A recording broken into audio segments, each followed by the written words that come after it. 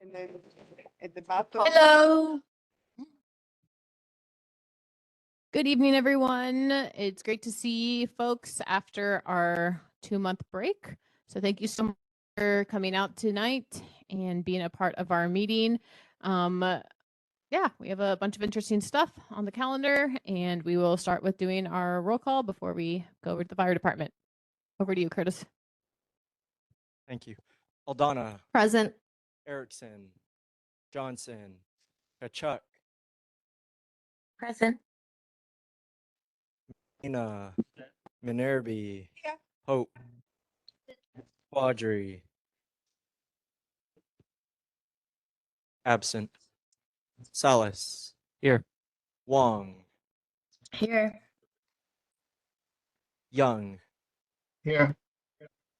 and Lee. Chair, you have quorum with 11 members present. All right, so let's go ahead and start from hearing from the Honolulu Fire Department. You guys want to come up to the mic?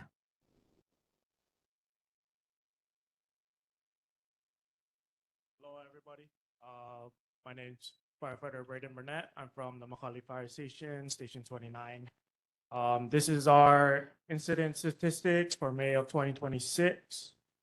We had 1 wildland brush fire, 4 nuisance fires, 2 cooking fires, and 5 activated alarms.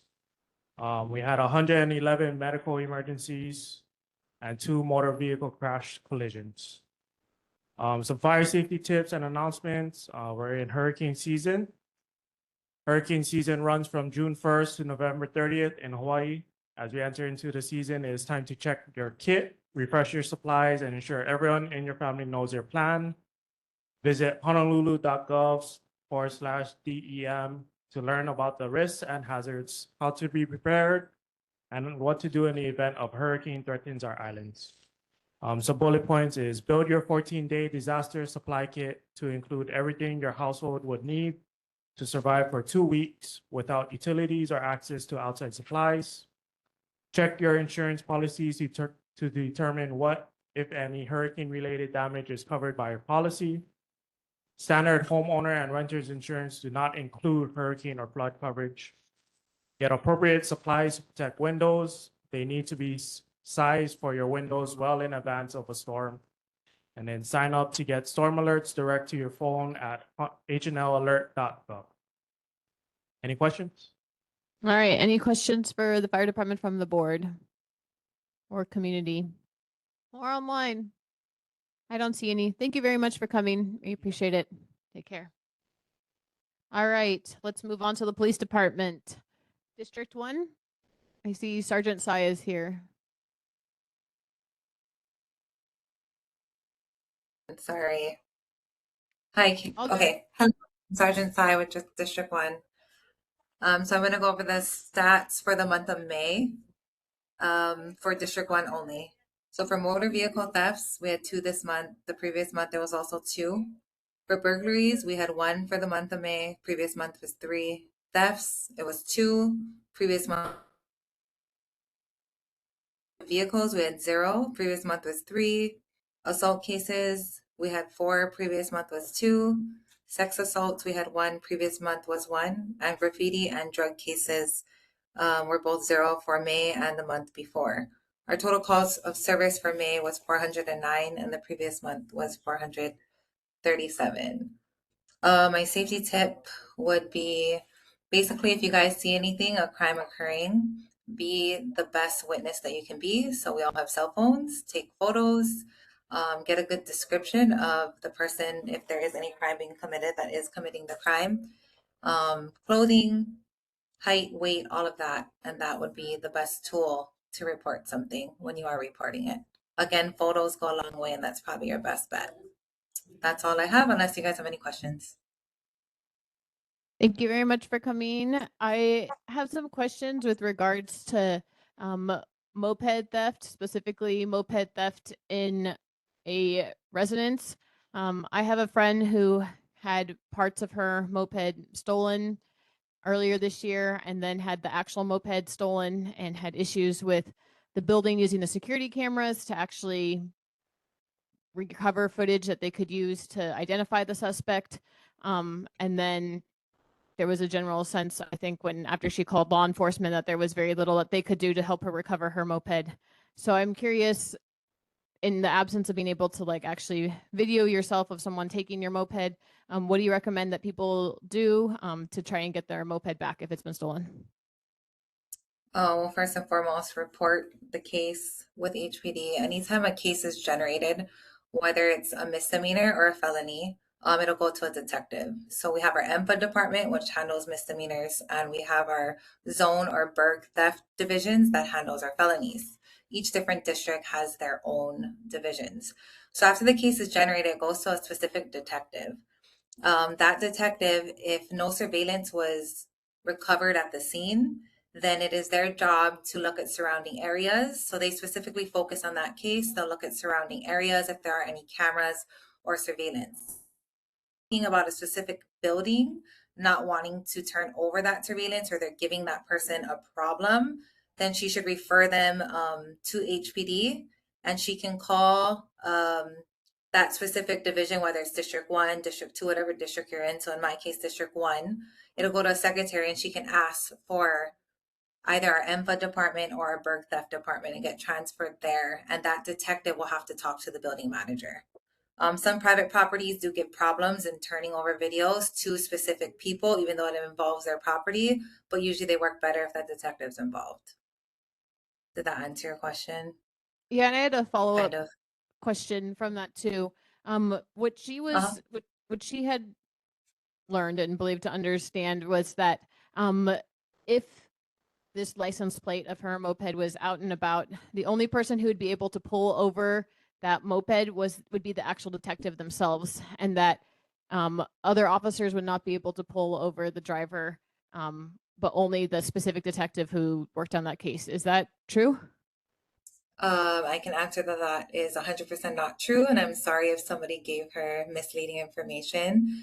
But anytime that a vehicle or a moped is reported, or a motorcycle, anything with a propelled engine is reported stolen, it goes into our database. And if any officer is running that plate, it will pop up on our database that it is stolen.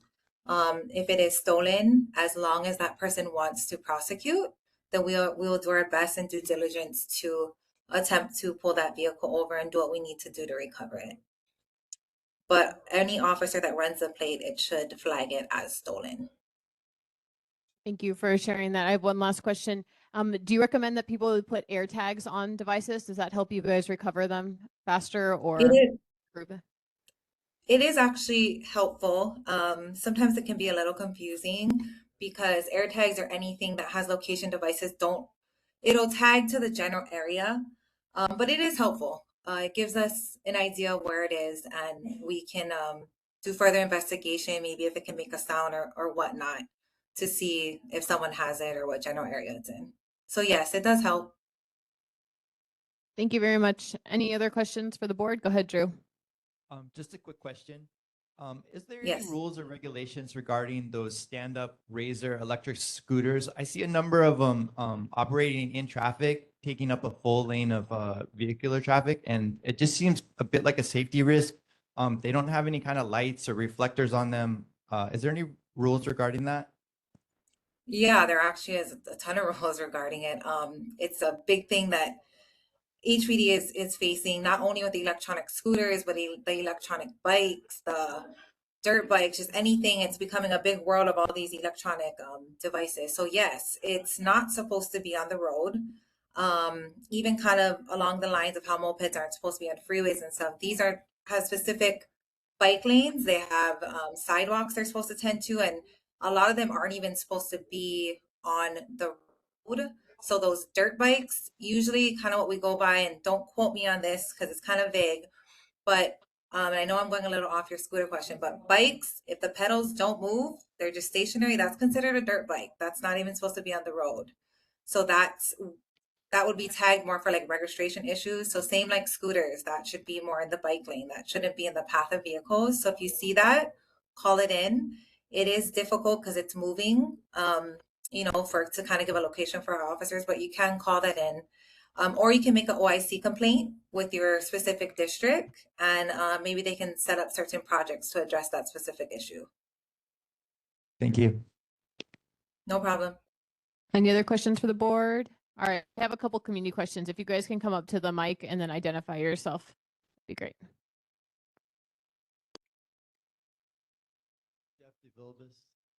Is that our e-bikes? Can you speak a little bit closer? Sorry. Are e-bikes and electric scooters allowed on the LOI bicycle path? Thank you. I believe so. I don't see why they wouldn't be able to be on the bicycle path. It's just in the lanes or route of vehicles. There's a sign that says no motorized bikes, or it says no motors. I saw that somewhere on the bike path. Okay, I would have to look at that specific sign. Sometimes signage gets put up even for a lot of our park roads and stuff, and it's not 100% accurate. So I can look into that and get back to you at the next meeting. Thank you. That'd be great. Okay, I'll write that down. Thank you for. Do you want to pull down the mic? Is there rules or regulation on their volume of their mopeds? Because we live in on Wilder Avenue and there's a group of youngsters and very, very loud going through, like must be 6 of them regularly coming through back and forth, speedy, and the wheels goes up and it's like a fun game for them, but it's really, really disturbance and high volume. So is there a regulation of their whatever the noise that, yeah. It's usually mufflers. Yeah. Muffler. So there is. There's a citation and a regulation for mufflers. There's no specific noise, but if it's making that loud of a noise, they're making modifications to their bike that is illegal. So you can definitely call that in. Again, that's going to be hard if they're moving. We do have a lot of OIC complaints in my district, at least District 1. So that's complaints that come from the community. And we have a few specific to mufflers in certain areas, and a lot is more Wilder in that Makiki Heights area. We do check that daily, and sometimes we even do district projects, so we do it more towards nighttime to kind of address it. Thank you. I reported to police department, but they said by the time they arrive, they'll be gone already. So it happens frequently. And, Yeah, that's why it might be better as a community complaint. thank you. Okay. Are there any other questions? All right. Sergeant Sai, that was very informative. Thank you for taking our questions. And yeah, we look forward to talking to you at our next meeting. Let's move on to District 7. I'll find out about the LOI. Take care. Thank you. Bye. Hi, good evening, Lieutenant Nishimura, representing HPD District 7, East Honolulu. The following are the monthly statistics for May. Motor vehicle theft, 13, burglary, 2, theft, 15, UEMV, 8, with total calls for service in District 7, 5,573. Our safety tip for the month is I'd like to highlight the Safer Roads Together campaign to reduce traffic fatalities. Some of the campaign highlights for drivers: please use your seatbelts, put your phones down, and pay attention to driving. So please put away your mobile electronic devices. Slow down in neighborhoods, especially near schools. Please don't drink and drive. And then for pedestrians, please use designated crosswalks. Make eye contact with the drivers before crossing if possible, and wear bright or reflective clothing, especially if out in the dark hours or evening time. But that's our report for the month. Thank you. Thank you so much for coming. Lieutenant Nishimura, is there anything you want to add with regarding my questions about mopeds and moped prosecution? Yeah, sure. So just to add on with your regards to the mopeds, if it's at all possible, buy a high quality lock or some way to secure that moped. And then also to, if you are have available or know where it may be in the parking lot of the apartment building or your home or your residence, to have some type of surveillance on the moped. Any lock can be overcome, at some point, given enough time and enough tools and knowledge. So that is not a total solution, but if you can layer the solution and protection for the moped, then that's really, really would be most effective. On the and what Sergeant Sai was mentioning, yeah, that's correct. So it's really vitally important for an individual, if their moped, and this applies also to their a bicycle or anything of that nature, to report it right away, because we have to get that information into our database. So once that information goes into the database, our officers can start looking, especially if they're familiar with the area and they know where mopeds are taken. Sometimes they're stripped in certain areas, and they can start making checks of those areas and start looking for that particular moped with its unique license plate, decal, and or vehicle identification number. And so that helps us a lot. And of course, using the tag also helps out tremendously, because we can see in real time where the location is. And that helps us a lot before anything else can happen to it. A lot of times they will try and change the license plates, etc. May I also add, I noted down the loud mopeds. So we'll have officers, we can have some officers check on the loud mopeds in the area of Wilder. And with regards to the Alawai, we'll also check on that. So most of that Alawai pathway is located in our district. So I'll follow that. So I made a couple of notes there. But generally speaking, on the Alawai, when it's referring to motorized, they're referring to things like, of course, motorcycles and mopeds. And depending on the type of, I guess, bicycle or scooter, that may be legal on that path. But thank you. Thank you. I had one other question. I was just curious if there's any like best practices that you see buildings do that don't deal with a lot of theft. So if my friend wanted to go tell her building managers like, hey, these are 3 things that we could do that would make our building a lot safer for mopeds, something that you would recommend.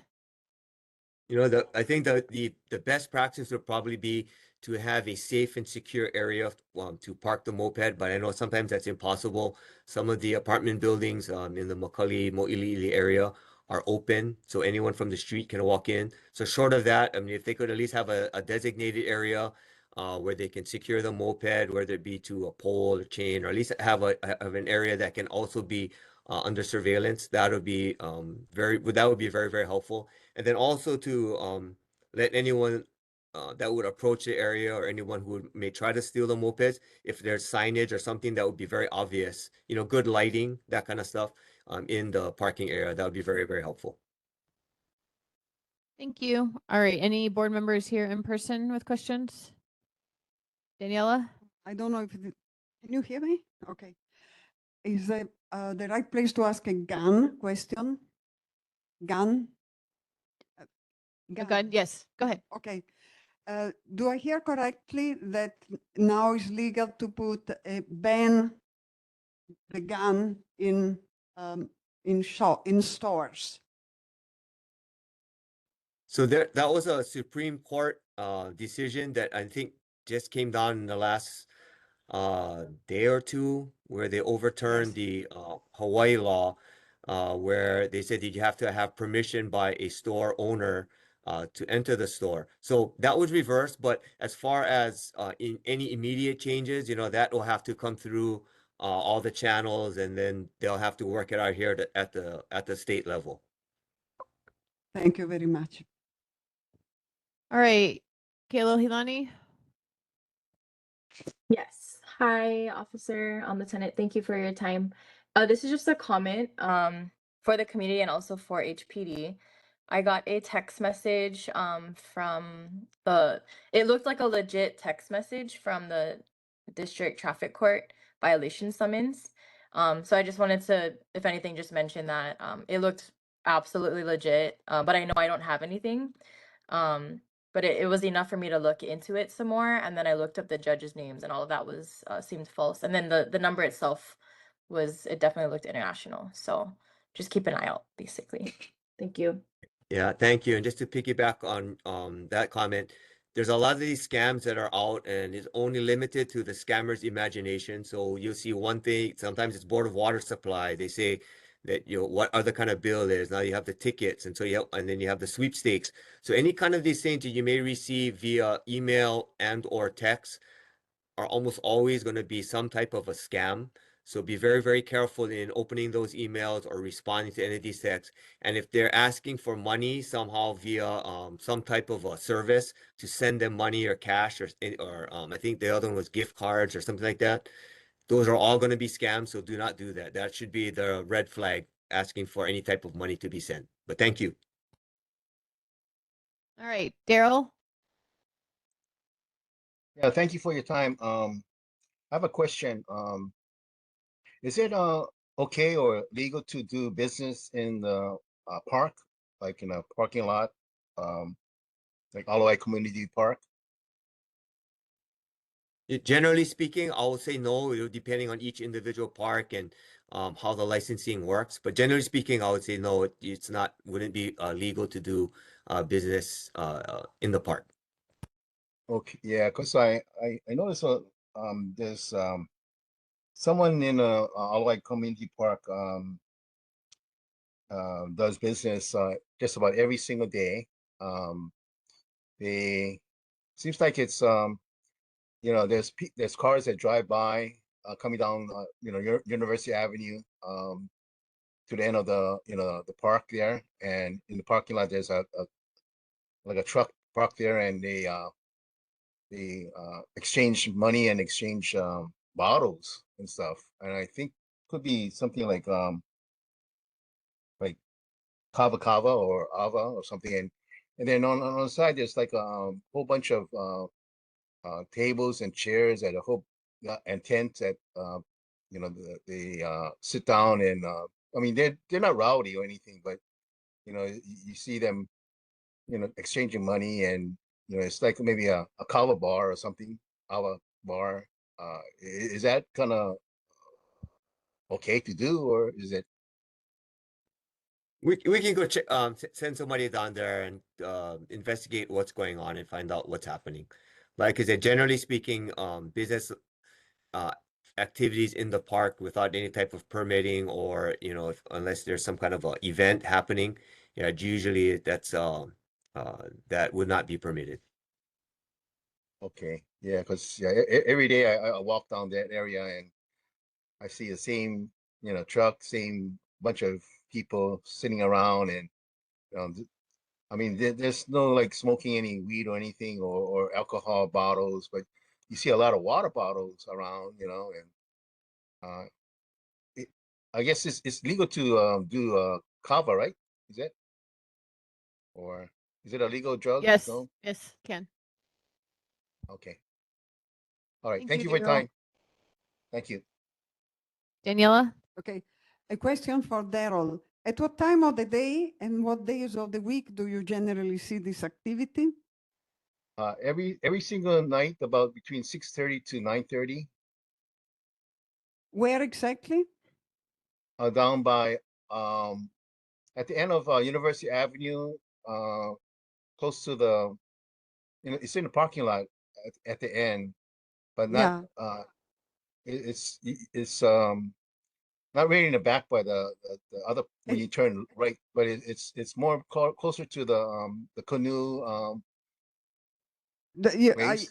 Is there a small number of people or the entire people that are there? Well, there may be, I would say, like 6 to 7, and then during certain nights it's about like 12 to maybe 2 dozen people. It's like a whole bunch of people just hanging, in the area.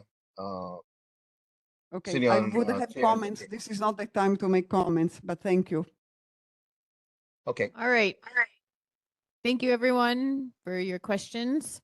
And thank you very much, Lieutenant, for coming to our meeting. We appreciate it. All right. Thank you. Have a great evening. Yeah, you too. All right, we're going to move on to board business. And I wanted to start our board business by recognizing that one of our board members passed away recently. Some of you who are not on the board may know our board member, Paul Robati, who was on the board for a number of years. And I just wanted to open up the space. If you have 30 seconds of something that you wanted to say about Paul, you are welcome to, since I know he was a little institution for our neighborhood. So if you would like to do that, please raise your hand and let's keep it brief, but let's take a little bit of time to remember him. Yes, I was happy to participate to one of the celebration for Paul, and it was downtown at his favorite hangout.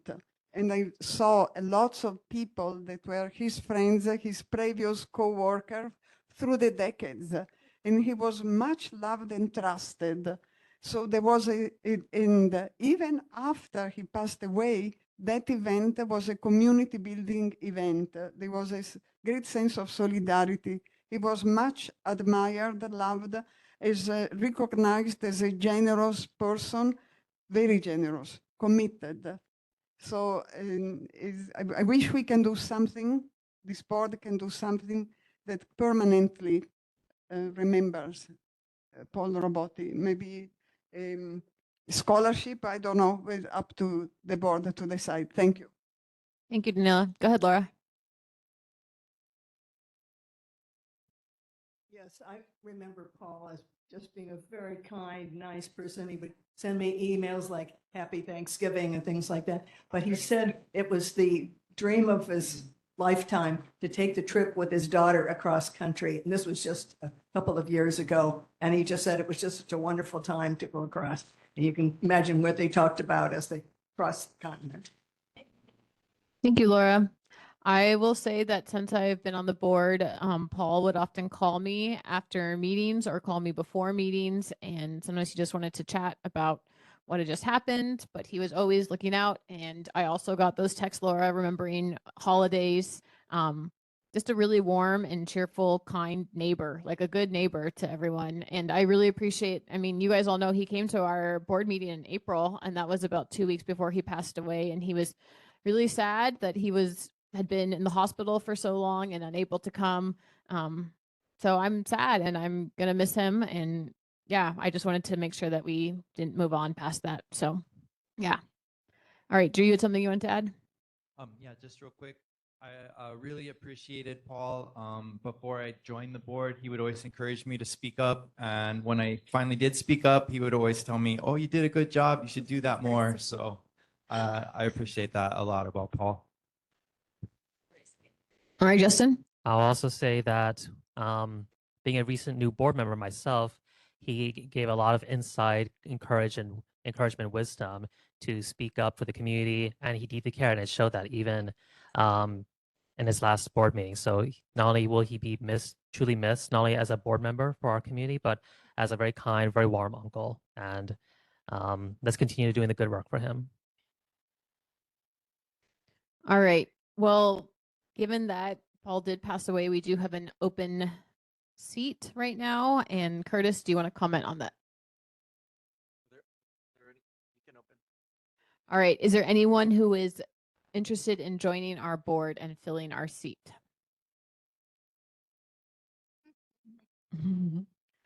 Okay.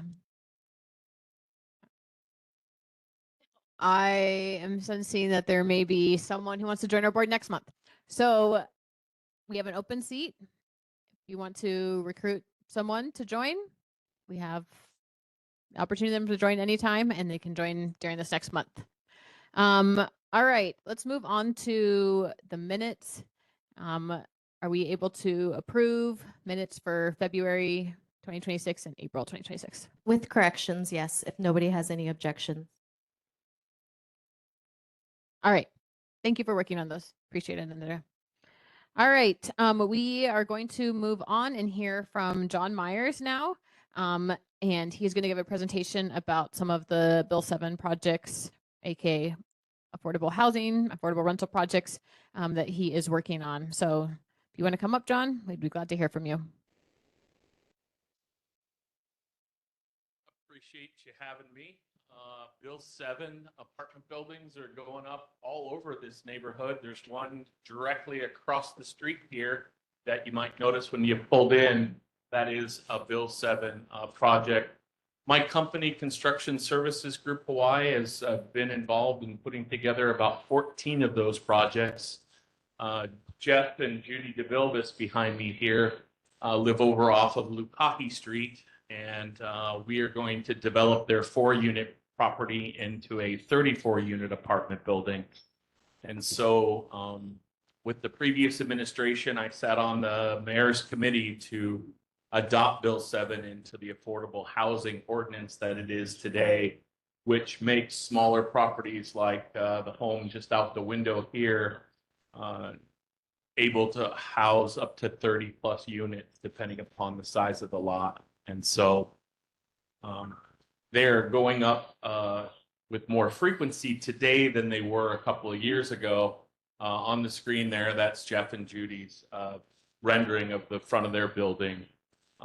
The interest rates have come down. Bank of Hawaii's loan program for the development of these projects is very owner friendly. So yeah, I'm open to questions. We've helped develop single family houses. As I drove up, the home just out the window here with the vinyl siding and the home next to it, we helped those owners do design build of that property. We consulted with the owners of McCully Circle before they recently sold and how they could improve those buildings and retain them within their family, but they decided to sell at the end of the day. And so building permits, anything from single family homes to multifamily housing, we were able to help with. Do you want us to click through your presentation? So this is again the Lukahi Street project. It's going to be 34 units. The owners are able to also live in the unit. So Jeff and his family and Judy will both have owner units within the 34 units. They're going to live on the top floor there, and then the rest of the units are going to be available for rental. So it'll take their 4-unit rental right now to a 30-unit rental, 32-unit rental. So, and then Bill 7 basically allows for the development of any lot that's zoned A1, A2, AMX, or BMX. And so whereas if you put up a normal condo building or a normal apartment building on the smaller lots, 5,000 square feet, 6,000 square feet, it would be very expensive to build under the apartment code. And so this relaxes the code, allows for more floor area, which makes the building affordable on behalf of the owners to put up more units and increase the density. So parking is not required, but on all the units we design in parking because obviously that's important for the neighborhoods. You imagine Monster House, the outrage over that, but putting up a 34-unit apartment building and providing 0 parking, that's going to have an impact on the community. So we do parking on all of our buildings, elevators, our construction methods are renewable, all steel framing, all concrete floor systems. The siding products are all a cementitious fiberboard. And so building green is a side effect of our construction method. So again, they're not, the buildings we design are not just blank square boxes. We try to incorporate the feel of the neighborhood and the design in there. Our partner, Jason DeMarco from Polyline Architecture, he and I have worked together, like I said, on 14 projects now, and we always, no two have looked alike. So anybody have any questions or comments related to Bill 7? Okay. All right. Let's go into questions. Go ahead, John. A couple of questions. One, what's your general ratio of tenants to parking? And 2, what is the definition of affordable? Sure. I'll start with the latter. The definition of affordable definitely isn't affordable. Unfortunately, Bill 7 isn't tackling your lowest income housing. Under the Bill 7 rules, those rentals are available if you meet 100% median income. And so a single person could earn up to $100,000 a year and qualify for one of those apartments. And so unfortunately, there's There's no subsidies related to the Bill 7 to make them even more affordable. Ratio of parking to units depends on the owner of the unit and the neighborhood. But generally, we try to have, if we have 30 units, we try to have at least 15 parking spots for those 30 units. Bill 7, since it doesn't require any parking, also lends itself to mechanical parking, which the city and county of Honolulu is finally starting to wrap their head around. In apartments and condos, they require a ground spot for every car, and they won't recognize mechanical parking. But in a Bill 7, we can put mechanical parking in. So where on the ground you would normally have 10 cars, you can park 30, 40 cars in that same ground space by stacking them up. And so your first floor podium deck is, say, 12'6", and you can get 40 cars parked where 10 would normally park. And they're pretty convenient. If you travel, you'll see them all over in Seattle, San Diego, San Francisco. There's an app on your phone. You just dial up your car, and it's sitting on the ground by the time you come down from your unit. And you're saying you're doing that now? We are, yeah. We've got 2 buildings now that have mechanical parking designed in, and the ratio on parking on those 2 particular buildings, one on Makaleka Avenue, we've got 34 units designed, and we've actually got 40 parking spaces underneath mechanically. There's a building right next door, which was a Bill 7 building. They have 32 units, but only 8 ground spots. And so on our large lot right now, we're leasing parking to the building next door, and then we'll provide parking space for our building and some tenants next door. Going back to affordability, you had mentioned that the ability to access that or to rent it, you had mentioned that part, but is there any controls on the rent itself? There's a maximum rent you can charge, which is from the HUD code. And it, like I said, it's up to 100% AMI, which means you could charge as much as $1,900 for a studio, $2,400 for a 1-bedroom. Market rates aren't that right now. So those units that are out there for rent now that have been developed and finished are going below that number. But yeah. Okay. Thank you. All right, Justin. Daniela has a question. Okay. Okay, thank you. Can you please remind me of the address of this specific subject? And do you have a couple of pictures of the mechanical parking? Thank you. Sure. 533? Yeah. 533 Lukahi Street. Lawiki. Lawiki, sorry, I always mix up those 2. Yeah. Lawiki. Thank you. And then mechanical parking, it's online. It's really a popular company. It's called Park Plus. They have PARK+. They have all kinds of pictures from various different apartments of all the different configurations, and the ones we take advantage of as a puzzle. There is one here on island behind the Walmart over there in Sam's Club. It's called a Hive. It's a steel-looking building. It's all mechanical parking, kind of similar to those storage units. They make a prefab building that you put up. That one requires an attendant. It went in about 15, 18 years ago. Today, the technology is where they're attendant free on mechanical parking. Go ahead, Justin. Thank you. And thank you for your presentation tonight. I just do have one quick question. Under Bill 7 ordinance, is it permitted with an existing or future zone lots for small commercial space, such as a corner store or a small, very compact office space?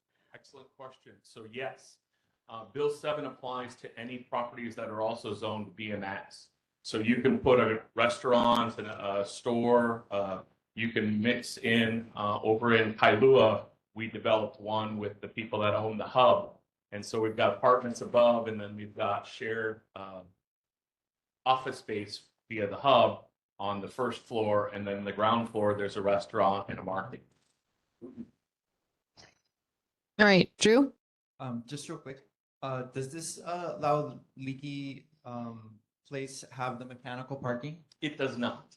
Would it be possible to incorporate that, as our streets here are extremely packed, and if you're adding 35 units and there's only 10 parking spaces, where are those people going to park? Exactly. Yes. And so in the planning of these buildings, we do set up to add the mechanical parking as a later component. And so when you're designing a home and you know for a fact that you want to add something in the future, it's always best to design it in. So the heights of the podiums are set up so mechanical parking can come in after the fact. The mechanical parking spaces run about 65,000 space installed. And so in a 34 unit building that costs $8 million to put up, if you're going to do 40 spots times 60,000, it adds an expense to the owners. And the banks, with how they do their qualifying for the loans, you've got to add it after the fact. Once your building leases up and the appraisals come in, it can be added as a component after the fact. Everything we design under Bill 7 is also designed for the 15-year hold. You have to hold that building or keep it rentals for at least 15 years. But if you want to condo the building, there's a whole set of rules to condo a building that you have to meet. Parking would be one of them. So you have the ability to add the mechanical parking so you can condo your building later on. And each and every one of our design units has a washer dryer built in, has their own hot water heater. The water meters are sub-metered for the building owner, even though there's only one water meter sewer connection for the building. All the electric meters are individual. And there's lots of rebates for the property owners through HECO, through Board of Water Supply, and the gas company to pay for a lot of different things to help keep the cost of building things down for the owners. Thank you. May I? I have a question. Do your direct neighbors know of these plans? Absolutely, yes. And one of our direct neighbors is disappointed to lose their view here coming up. Understandably. I was a little bit worried about your presentation because there, I suspect, are typos in it. So I wasn't sure what your connection to this place would be. But I remember Auntie Judy DeVilbiss sitting on our board in years past. So I guess. Daryl?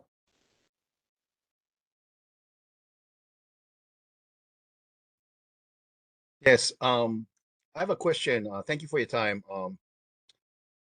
Is there a limit about how many Bill 7 buildings can be located in a neighborhood, or is there a limit or unlimited, or the zoning, or? Yeah, no limit to how many can go up side by side or in a specific neighborhood or area. What was that again? I couldn't hear you.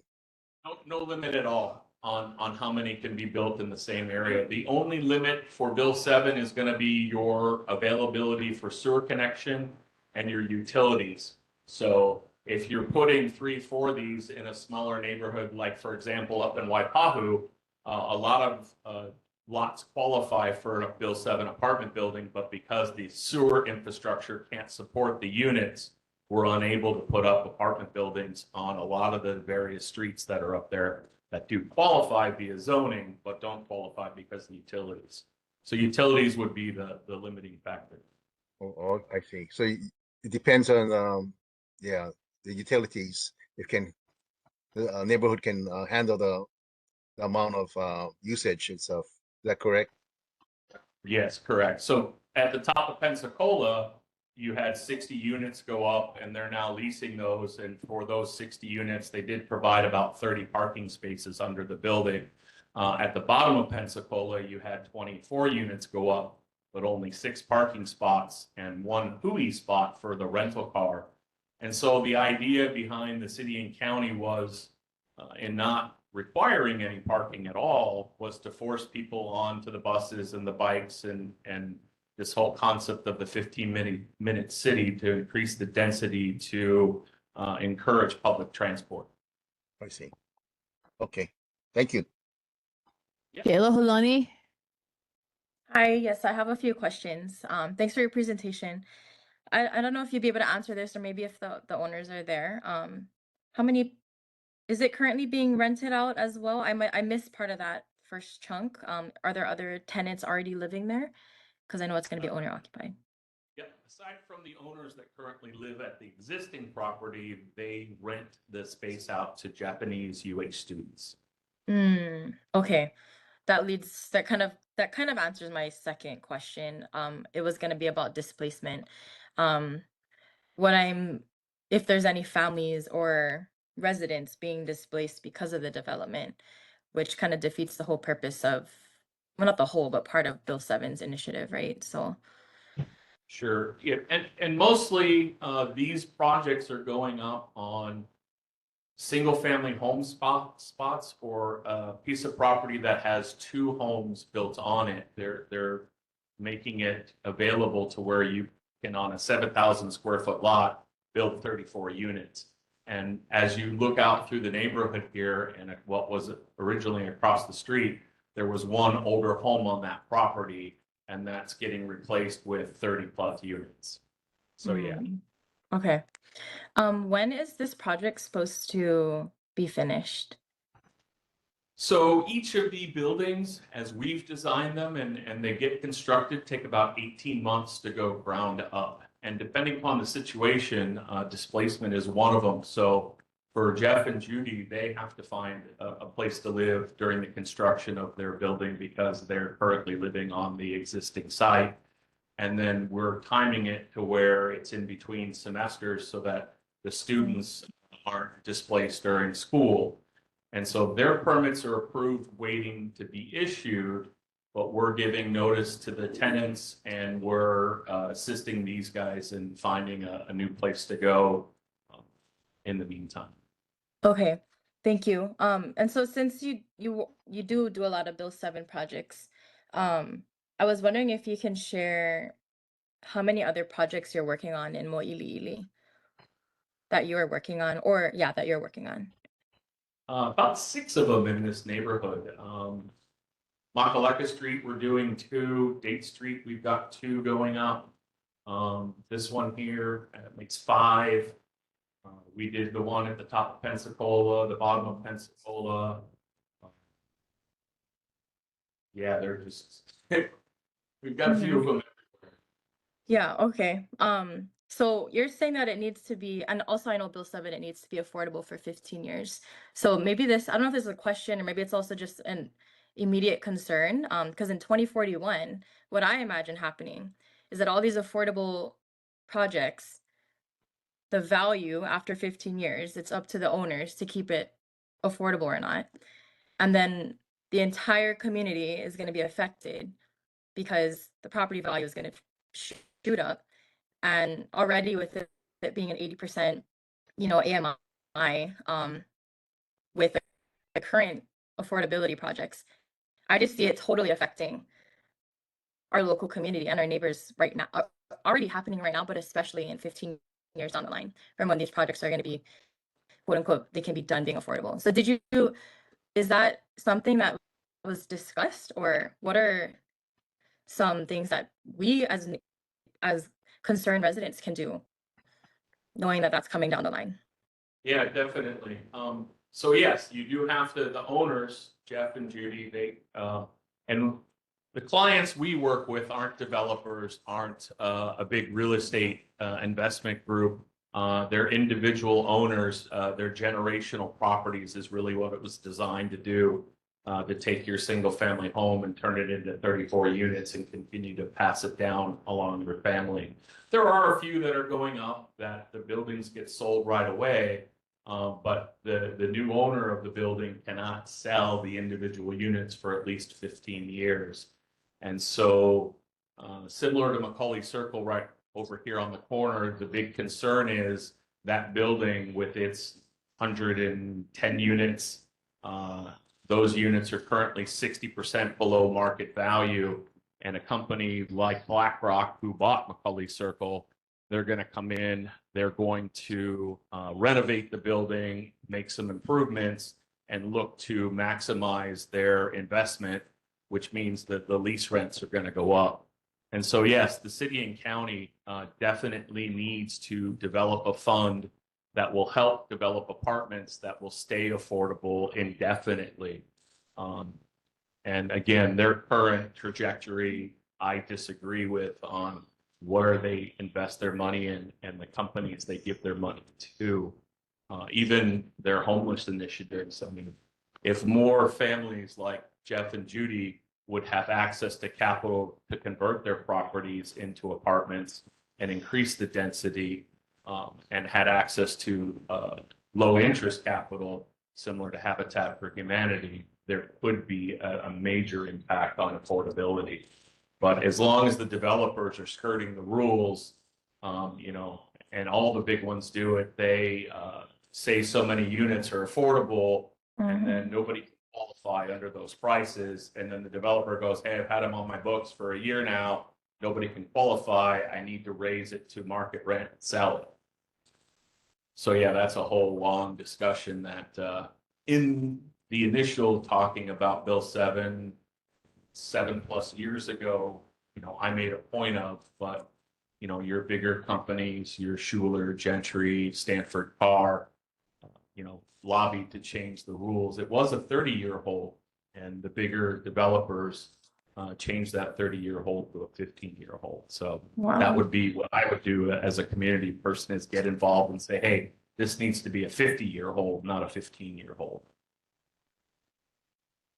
Thank you. All right, community members, Laura, if you want to come up to the mic, or whomever else. Thank you very much.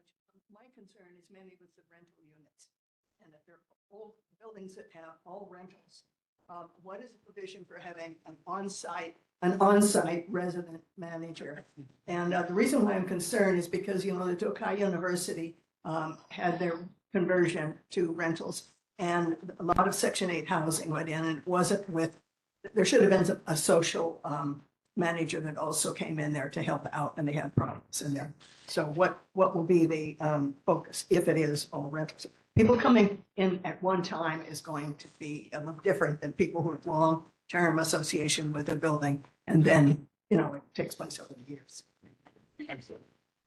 So on all of the Bill 7 projects that I'm aware of, and other than the ones we're also doing, the community of people putting this up is very close-knit.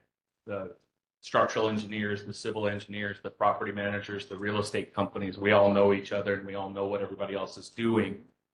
Bill 7 isn't going to be ever Section 8.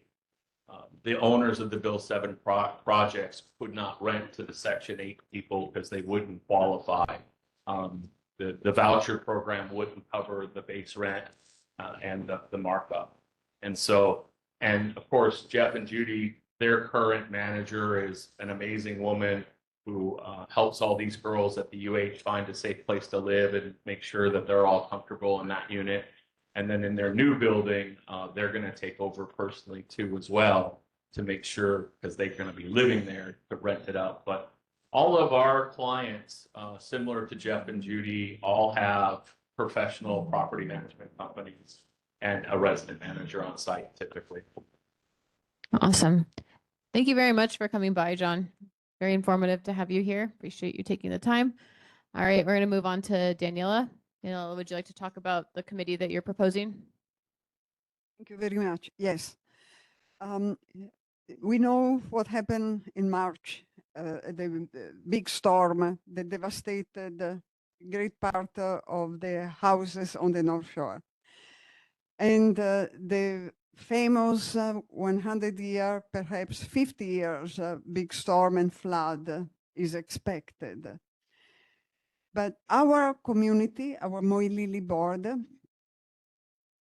I needed to create a voice and to be prepared also to voice what are our needs, what we, from an engineering point of view, of course, there have been studies, so we have to realize what has been done so far. We need a committee to do that, to do the study of what has been done, if and what was the voice of this community, and make sure that we agree in asking what we want to be protected in the future by the flood. So we have to have a voice to present to the city and to the state.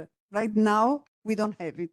I think it's important to create it, knowing the reality we are in, studying what has been done in the past. It's not a major PhD study, the collection of this information, but we should have it available and on that page voice what we need.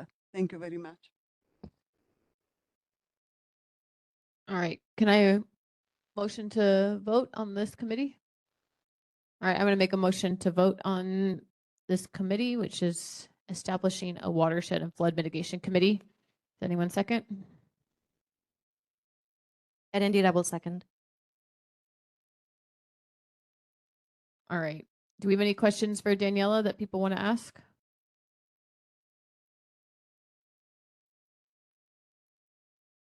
No. This is not a permitted interaction group. This is an actual committee. So you can add or remove committee members at any time. Chair Lee is the ex officio non-voting member unless she wants to be a voting member of the committee. All right. Any questions for Daniela about the committee? Justin?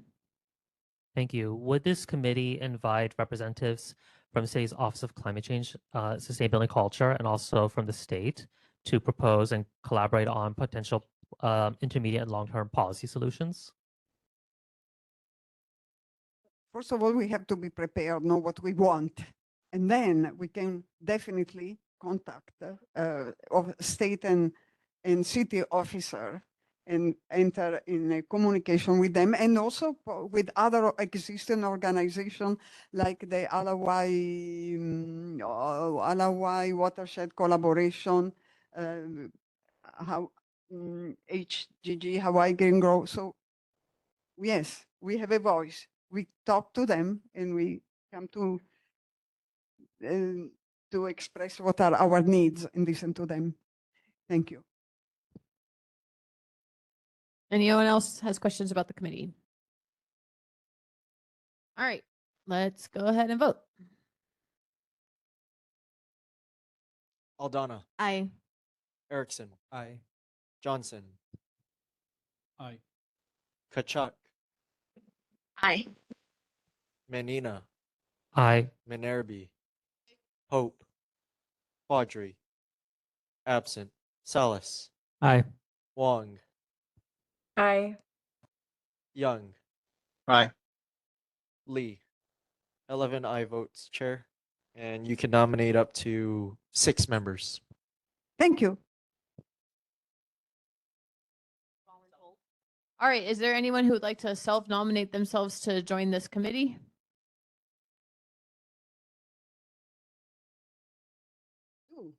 Say, I want to be on my committee. I want to be on my committee. Thank you. I second it. I would like to participate. All right, I also second that. Anyone else? Otherwise, Daniela, what is the time commitment? Perhaps people can join later too. They don't have to join just tonight. Thank you. Curtis, do people have to join at the meeting or can they join over email? And any committee member appointments must happen during a meeting.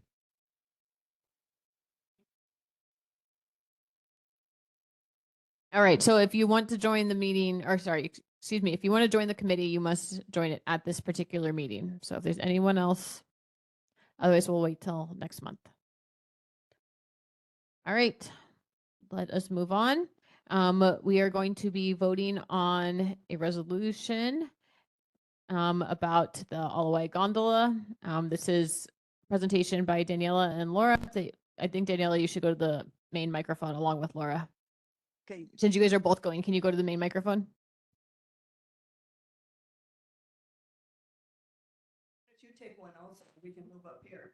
By the way, we do need to correct the language. It is ferry, not gondola. Ferry, the gondola might be confused with North Shore. It's a ferry.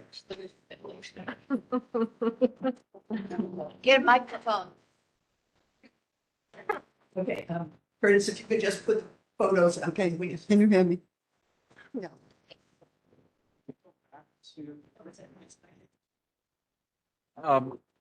Just for the camera. Please. Sure. Okay. Look at it. Okay, this is the title of the resolution. Think aspiration, what can be done, what are good things that might happen. Think about what it's like when you go outside, especially this time of day, when it's you're looking out at the distance and you can see the cupolas. You look and you can see some of Diamond Head, you can see Waikiki, you can see downtown, whatever. Think of the nice open space along the canal that you can think of. And so this is the title of it, a little long, but okay. Resolution for an inexpensive, quickly realized conveyance across the Alawai Canal, a ferry. They might also add ferries because the crossing with a ferry is the shortest distance. Actually, you can show the images if you want. Shortest distance for the pedestrians and bicyclists to transit from Mōʻiliʻili to Waikiki. Also, you can think of the convention center, which has loads of people going crosswise. That might be very convenient. There's lots of other locations that could be considered. It would allow people to think of the bus as transit all throughout the city. And this would operate just like the bus. It would be one operator that would be able to turn on the ferry across back and forth.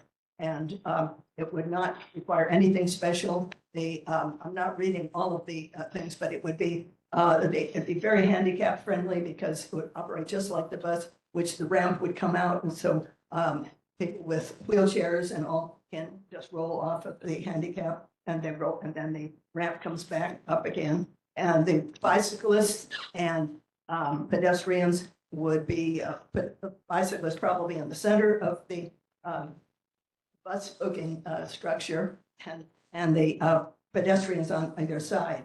And there would not be any mopeds or any gas-driven vehicles. In other words, it's all quiet stuff because that's the idea behind it. Just like if you're riding the bus, you don't expect any mopeds on the bus. And bus drivers would operate the same way. They would stop for pedestrians, would stop to help wheelchairs get on or off. It would be very respectful. If there's any parades in Waikiki or wherever else, they, of course, the bus is always informed as to where to reroute the bus. Well, the same thing would be true if the ferry was going across and there was a canoe regatta or something like that. It would be an arrangement that was made to make sure that nobody was crossing paths unnecessarily. And it'll be the length of the bus. That's sort of the bus without a top on it, but a little bit wider. And it would be single driver. It's not subject to sea level rise because it's up and down the water. And the conveyances on either side, there are, if you can go one step further, there's the Alawai Canal. So again, think of the openness, gorgeous views that you can have. And then one more, please, Curtis. And you may not see them, but I took shots, just screenshots of all of the canoe docks that are already there. And so actually, the ferries, without any problem, can just come right up to the dock and let people out. The other side, there'll just have to be a little bit special arrangement because it's a little bit higher up there, whatever it is, but relatively very inexpensive to do something like that. And let's see. The main thing is that you have something very enjoyable. How would it be paid for? You just take your holo card and put it in the machine, whatever. You go across the tourists would have something special. I don't know what they do to get on the bus. They would have something to get on the bus. So, would you want to say anything? I just wonder if you want to mention something about the frequency of the service, the time of operation, the price to the people, Yeah. and even that I am adding that the possibility of having more than one ferry along the canal. Right, definitely more than one ferry would be very possible. I did mention the convention center, but down closer to where the yacht club is, middle part of the canal, and up towards the library, and there's all the docks all along there already. And then the hours of operation would be early in the morning to not later than 10 o'clock at night because our park closes at 10 o'clock. And that would be the way in which things would stop. But that's already a given, the parks close at 10. So let's see, and they would go, we'd have to determine what the frequency would be, but it would be fairly regular. All right, we're at 5 minutes. A very long wait. It would just be because the turnaround is not much time at all. So That's what I think you covered what everything. Okay. Yeah, questions, please? Curtis, do you have questions before someone makes a motion? You remind me. Okay.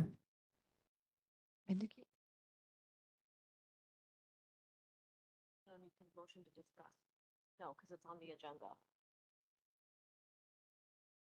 As I said, this is aspirational. It's thinking about what a nice thing could be. If there's anyone that wants to discuss it, they have to motion to vote. I'd love to discuss it if possible. Are you going to make the motion to vote? I'm misunderstanding something. If we want to have a discussion on it, you have to make a motion to vote on it, and then that will then open I it for would discussion. Make a, yeah, I'd make a motion to vote then. Okay. Does anyone second? I'll second. Go ahead. You had something you wanted to ask him? Oh, yes. I have a list of questions. First of all, why is one of them? Number two is, I've heard a lot of discussion about not wanting a bridge. Is this in lieu of a bridge? I don't understand why suddenly a ferry system. We're not asking you to make a comparison. Okay. I don't understand what the need for it is, because from what I understood, there was a lot of discussion before about having a bridge there, and I don't understand the benefits of one versus the other. Both sides of the canal with pedestrians or bicyclists, there are about 20 an hour going on either side of the canal collectively. So 1 hour equals 20 people going back and forth. You'd probably expect more if you went. So it's not a huge, overwhelming vehicle that would be going all the time. Is there any study of need for this? Well, I said it's aspirational. Okay, I don't see a need. I'm not understanding that part of it, but aspirational. How many of you have been on ferries in different places in the world and around? And they're all, the ones that are open air, the ones that go back and forth. There was one I put up here, which was one that I worked at a summer camp, and they had it going from one part of the lake to another part of the lake. And it was just, and all the kids were on there and back and forth. And there's just plenty of other ones that go everywhere. They're very easy to maintain and to serve as an additional conveyance. I'm sorry. It bewilders me. I don't understand the need for it or anything. I just think it's going to, adding infrastructure to an area like that, it could also get in the way of the canoes that practice daily in the area. And But all of them be figured into their schedule, just the same way as a bus driver stops for anybody crossing a pedestrian crossing. But also, last time Daniela brought up about the McCully Bridge and the problems that are shown there, and even getting something that's aspirational also to get it fixed, is there'll still be a rather jam that's there too. So you have to think about. But now you're comparing it to a bridge. No, McCully Bridge exists. It's already there. If they're taking it apart, fine. Okay, all right. Yeah. I mean, It's not in substitution. no, not a substitution. It's an extra easy access and doable access. That it could also be not just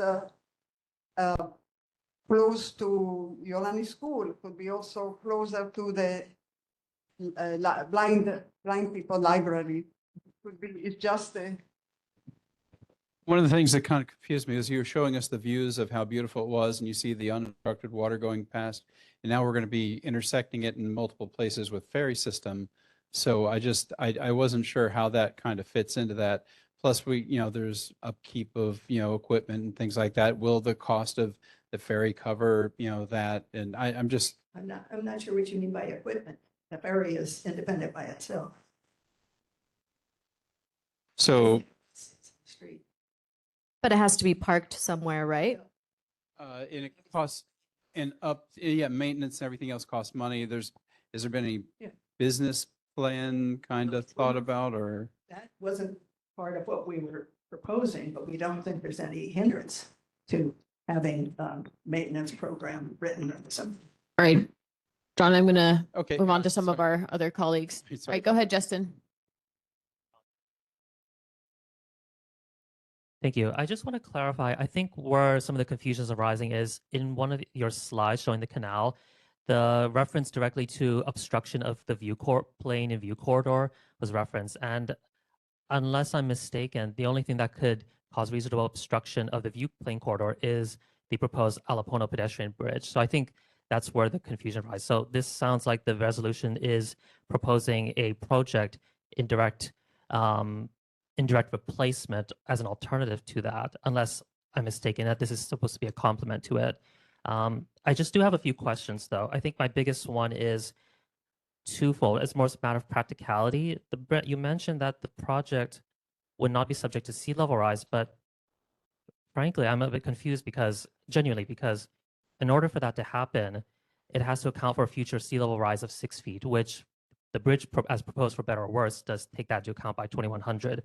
So you would also need, in addition to adjustable boarding platforms, you would need to consider a maintenance depot, possibly at the Alawai Harbor, which could work, but that would require some form of eminent domain. My other, just as a personal note, I'm a bit, as a matter of curiosity, what would be even as just, I know this is aspirational, but what would be the operational cost for this? Because you would have to pay for human staff and then also operation hours, at least with for argument's sake, the bridge as an open facility would not be subject to any open or closure hours. It has the same operational hours as a sidewalk or a bike path. Whereas this, if you have, God forbid, say, a tsunami warning at 2 a.m. in the morning, and that becomes the main entry and exit point, that could make it moot essentially. I just ask this respectfully. Plan to do any comparison between a bridge. First of all, evacuation is always above the fourth floor. And bridges, parks close at 10 o'clock. And that would be the limiting factor. I think you had some other things that I would bring up, but I've forgotten what they are now. But they sea level rise. Waikiki buildings now only required to be 7 feet above sea level. So if they're not planning that, and if they're not making all the hotels with 7-foot clearances, there's not an urgency to do something that is 7 feet. With docks, you know that one dock is now under repair, and the docks are easily rebuilt should they need to be rebuilt. I don't think that there's any structure there. I don't want to compare it to anything called a bridge, but it will require 100% maintenance all the time and 100% security all the time too. Whereas a bus driver doesn't need to provide security for the people riding on his bus. Purpose. All right. Any other community questions or board questions, excuse me? All right. Adenda. No question, but a comment. I appreciate your clear commitment to alternative modes of transportation. However, I'm going to vote no on this resolution because I have failed to see the expertise in developing the vision. And unfortunately, in the Google Drive, a former version of your resolution is still up, where it's very clear that the ferry is an alternative option to the Alapono Bridge, which would be a waste of tax dollars and yada, yada, yada. Unfortunately, I read that version first before the updated June version. So a little bit of seemingly contradicting information. That's it. You're joining what I might have proposed with this. This is separate. So I don't know what was on the website that you might have seen, but this was a former thing that I might have proposed. This is clearly, as like I said, it is with the hope. It doesn't have budgets or things like that because it has to go somewhere with people approving it and saying that it sounds like a nice idea. Let's say that we just, Danielle, that just brought up about a good committee that's going to be set up. This is clearly something that will be planned for in the future to go to other places where it will get more budgetary control, maintenance control, that kind of. Thank you. Kayla Hilani. Yeah, thank you guys for your presentation. I didn't ever get to catch the ferry, and so my adventurous spirit is saying I would want to catch this ferry just to get over the Alawai. And on another note, I do see it possibly being a cool tourist attraction for people to go and catch the rail as they would maybe catch the ferry. And yeah, so I just wanted to add that in. Anyone else? I will point out that someone did run a gondola company within the past couple of years, and they cost $90, I want to say, for a gondola ride on the Alawai, which is more expensive than. Yes, Laura, it was available on Groupon. You could buy one of these. Huge towers that are way up in the air with cables. This was like the gondolas that you find in Venice. Anyway, Would not. it was not a transit company. It was just a tourist attraction they're talking about. A letter to the editors. All right, I think we're going to take a vote. Curtis, I'm going to be the mic. Voting on the Alawai Canal Ferry resolution. Aldana, Nay. Erickson, Nay. Johnson, Nay. Kachuk, Nay. Menina, No. Minerby, aye. Hope, aye. Quadri, absent. Salas, Nay. Wong, Aye. aye. Young, Aye. aye. Lee, nay. 4 I votes, 7 nay votes. Resolution is not adopted. Just keep your mind open for things in the future. Thank you guys for Always presenting. Multiple ways of thinking about conveyance across our community. Okay, I am going to move on to talk about 2 other resolutions that have to do with the parks that I feel like I am constantly giving you guys resolutions about. These are pretty straightforward. I don't know if any of you guys read the messages from Nate Sirota that he sent to our board the past couple of weeks. So they're essentially following up on that.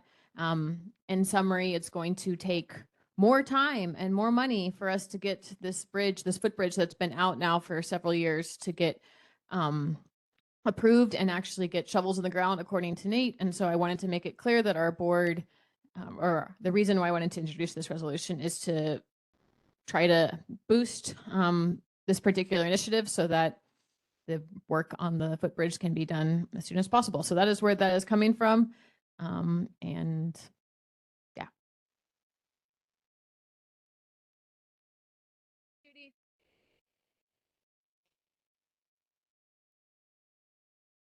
I motion to vote and therefore discuss. Second.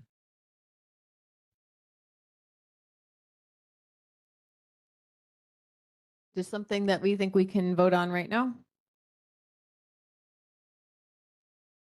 All right. Over to you, Curtis.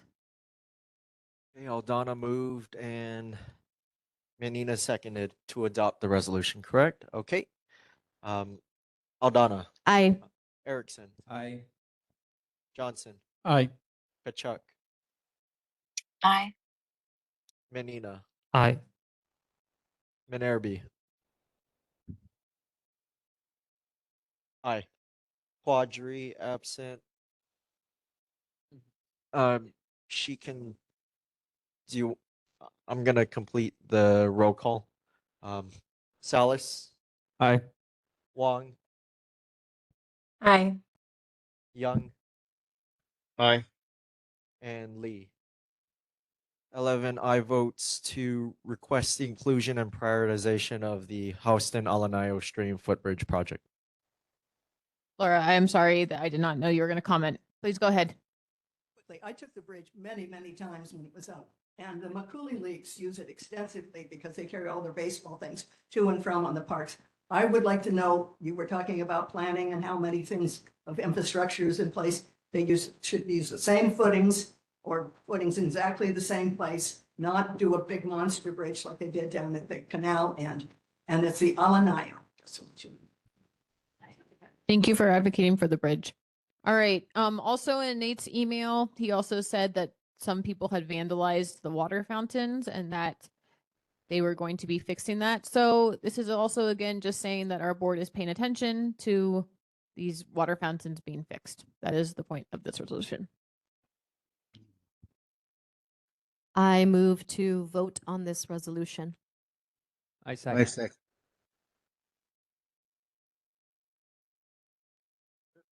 Is it all right if we go unanimous on this, guys? Yes. All right. Yes. Without objection, excuse me. There's a particular term for that. All right. So let's move on to community concerns. Please take the floor, introduce yourself, and you have 3 minutes to tell us what is up. My name's Gail Beardsley. My wife and I, Lillian, are here, first time to a neighborhood board, and I want to thank all of you for being here doing this work. We had two issues on our minds as residents of Wilder Avenue. One was the noise you heard us mention earlier. And I think what I'm learning is we need to complain to the police more and go to neighborhood board meetings and make that known.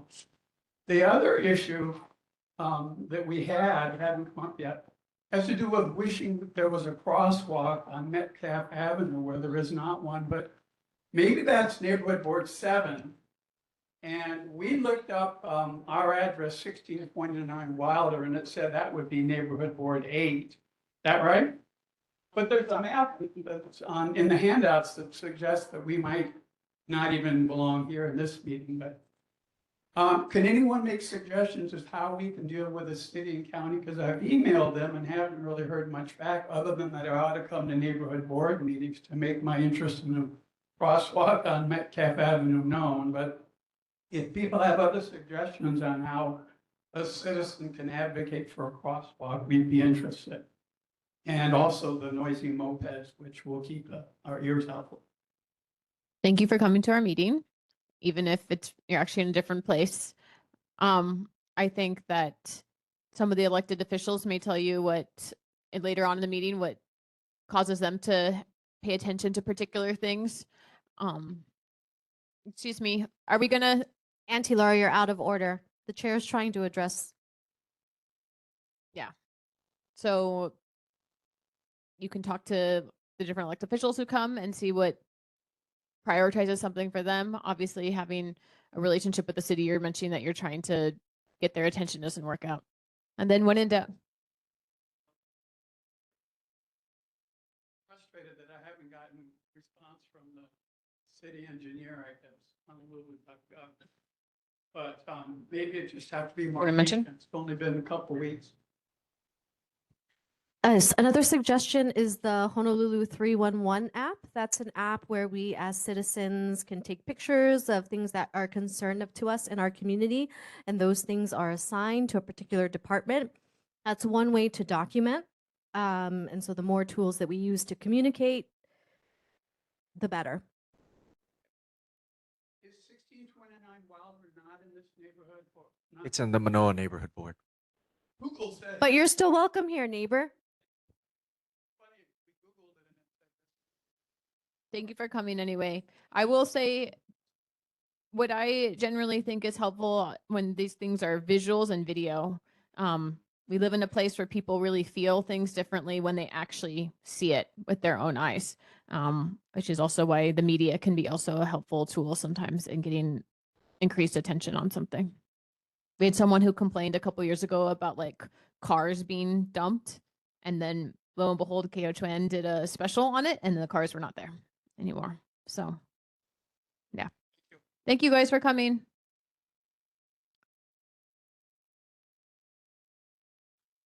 Good evening, James Kinishita, Olivet Baptist Church. I'm not here to bring any concerns to you. Hopefully it's some good news that I want to share with the community.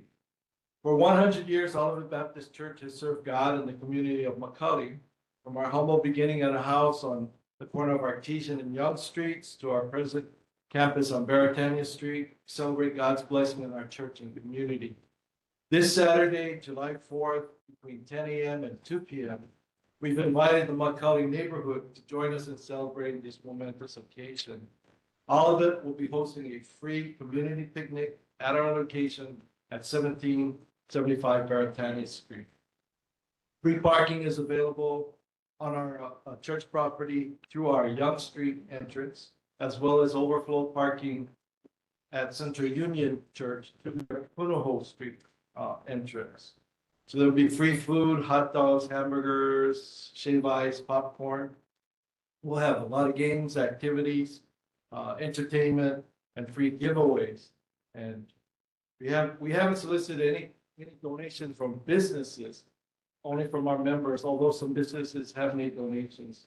But we've gone out to our merchants in our area and purchased gift cards, which we will be giving to the people, to our guests that come to the giveaways. Times Supermarket, New Taco Restaurant is celebrating their 30th anniversary this year. Zippy's is celebrating their 60th anniversary. Subway, Paradise Lands, some other vendors. So everything's free. We're just inviting our neighbors to come and to be part of our celebration. Then on Sunday, July 5th at 10:30 a.m., we'll be holding our 100th anniversary combined worship services. On a typical Sunday, we have 3 different worship services going on: a traditional, contemporary, and Japanese language. On this Sunday, all 3 will be meeting together in our sanctuary to celebrate. So everybody's welcome to attend. There's no restrictions. You can come to either event or both events. You're more than welcome. And we just want to come and invite all of you to celebrate with us on Saturday and Sunday, so choose. Are there any questions? Okay. If you do have questions later, you can contact the church office. So I apologize. Can you remind us the time? 10 a.m. to 2 p.m. Okay. I know there's a lot of other July 4th celebrations, but ours is just for the 4 hours. All right. Happy anniversary. Thank you. Generally, board members, on behalf of all of it, we just want to thank you for your service. And again, all of you are invited on Saturday or Sunday. Thank you. Thank you.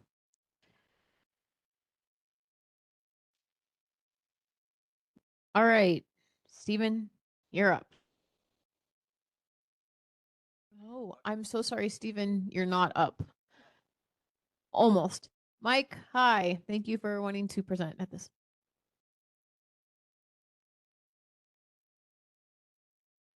Are you there, Mike? We see your hand.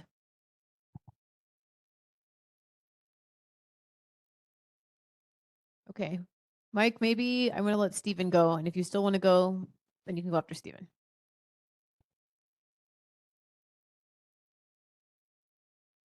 All right, good evening, Chair. It's going to hold it like this. Good evening, Chair and members. I'm Stephen Nordstrom from the Board of Water Supply. And for the month of June for the McCully Neighborhood Board District, there were no main breaks to report in May. Our announcement this month is each year the Board of Water Supply conducts thousands of tests on the water sources and distribution system to ensure that municipal water meets or exceeds all federal and state safe drinking water standards. Testing results are shared with our customers via a semi-annual water quality report. So now you're going to get 2 reports. The first one is going to be mailed out by July 1st. The second one will be in December. If you live in a condominium, you can ask your property manager to review that report, or you can get it online at boardofwatersupply.com/WQR. And if you have any questions, of course, you can always ask our communications office for more information at 808-748-5041. And a couple months ago, the last meeting we had, Laura Ruby had some questions about Mōʻiliʻili Place if they're going beyond standard water efficiency requirements.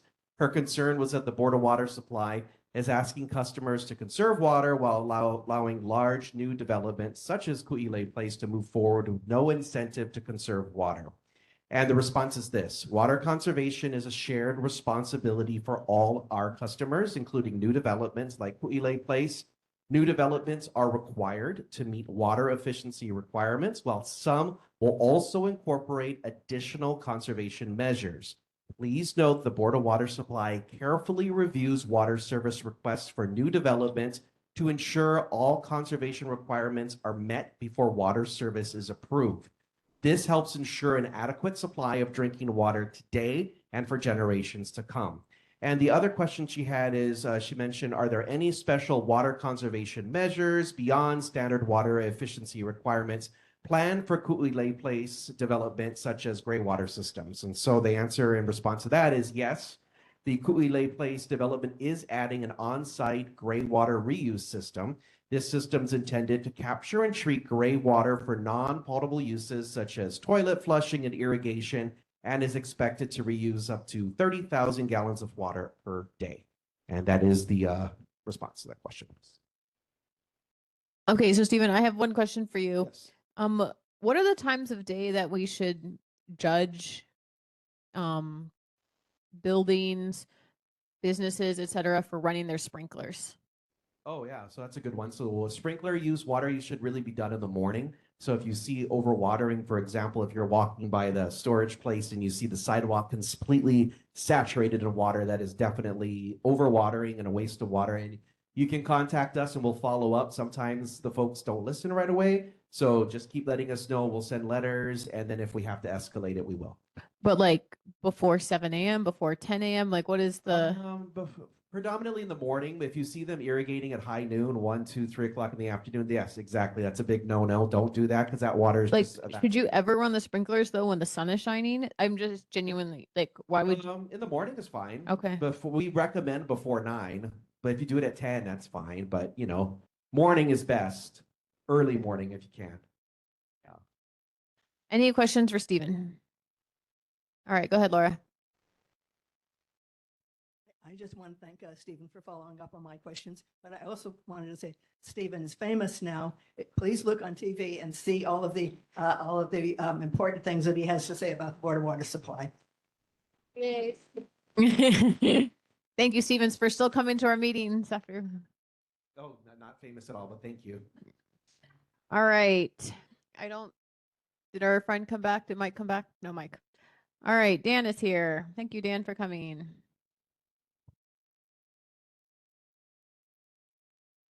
Hello, everyone. Dan Brick from ENV. So a few updates. Oahu's food system draft plan is open for public comments. So as the mayor's office, Climate Change, Sustainability, and Resiliency has released the first ever draft for a food systems plan.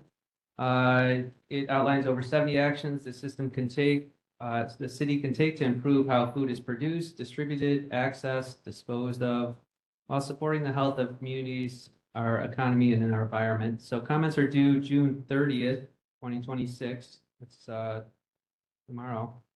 The plan, you can visit www.resilientoahu.org/food systems plan. There's some highlights from the mayor's newsletter. So federal aid deadline approaches as city storm response continues. David Lazar is named the new Honolulu police chief. City initiatives reducing homelessness on Oahu. Managing Director Mike Formby has moved onward from the administration.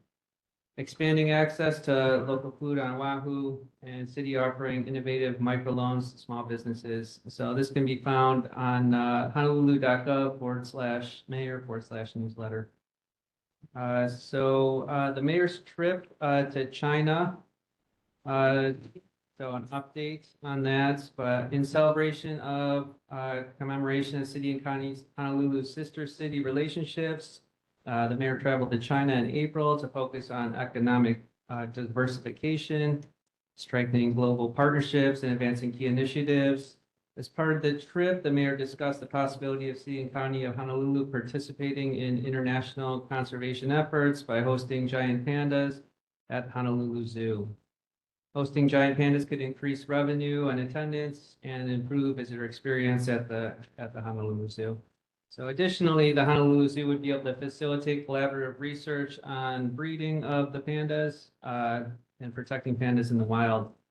If the mayor's request is considered, identifying opportunities to raise private funds to support associated costs will be prioritized. So we are still waiting on whether that's going to go through. Like, what are the odds, though? I've heard it. I think the odds are good. Oh, really? Yeah. That's awesome. It sounds positive. I personally think it's going to happen. So. Can the neighborhood board take a tour of the zoo? Absolutely. Yeah, we can set that up. Yeah. Thank you. Okay, sorry, I got distracted. So moving on, so the bus pronunciation of Giesenberg streets. So remember Susan Pope asked the bus to correct the pronunciation of the streets. So DTS has a response. So in the recording process and announcements to be used in our city public transit system, DTS gave careful consideration to which recorded pronunciation shall be used in the final cut. DTS considers several factors, including how the place name would be pronounced in its native language, the colloquial pronunciation used by Kama'aina, and the history of the place that led to its name. The Eisenberg was recorded twice, Eisenberg and Eisenberg. DTS deliberately decided to use the Eisenberg recording as it was and still is the more readily recognized and commonly used pronunciation of the street name in Honolulu. That is that response. So, Ku'ele Street concerns. There was a question, will DTS consider a four-way stop at Ku'ele and Kahaloha Lane? And so the response on that, DTS will conduct an investigation which may include an all-way stop evaluation, a site inspection, and a review of the area's traffic collision history. DTS will inform the board of their findings upon completion of the investigation.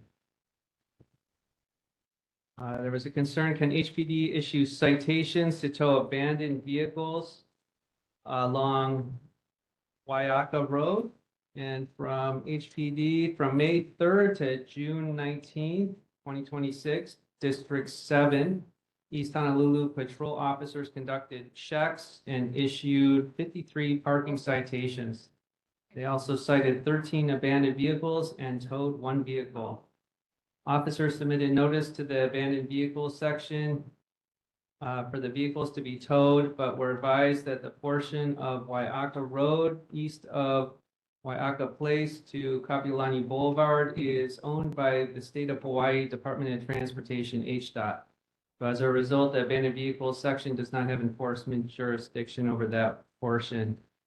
District 7 personnel contacted HDOT regarding the ongoing parking and abandonment vehicle concerns and requested assistance or guidance regarding possible enforcement or corrective measures for that portion of the roadway. And then finally, there was Kahuna Lane and Ku'ele Street signs. What is the status of DFM PSW 039342 for new stop and no parking signage? And I do not have an update on that, but we'll follow up with DFM and see if we can get an answer. Thank you, Dan. All right, who has questions for Dan? All right, John does. I believe it's you that I would ask this. I've got a problem with Colony Park. There's home sweeps at something like 2 in the morning. It's become a regular thing.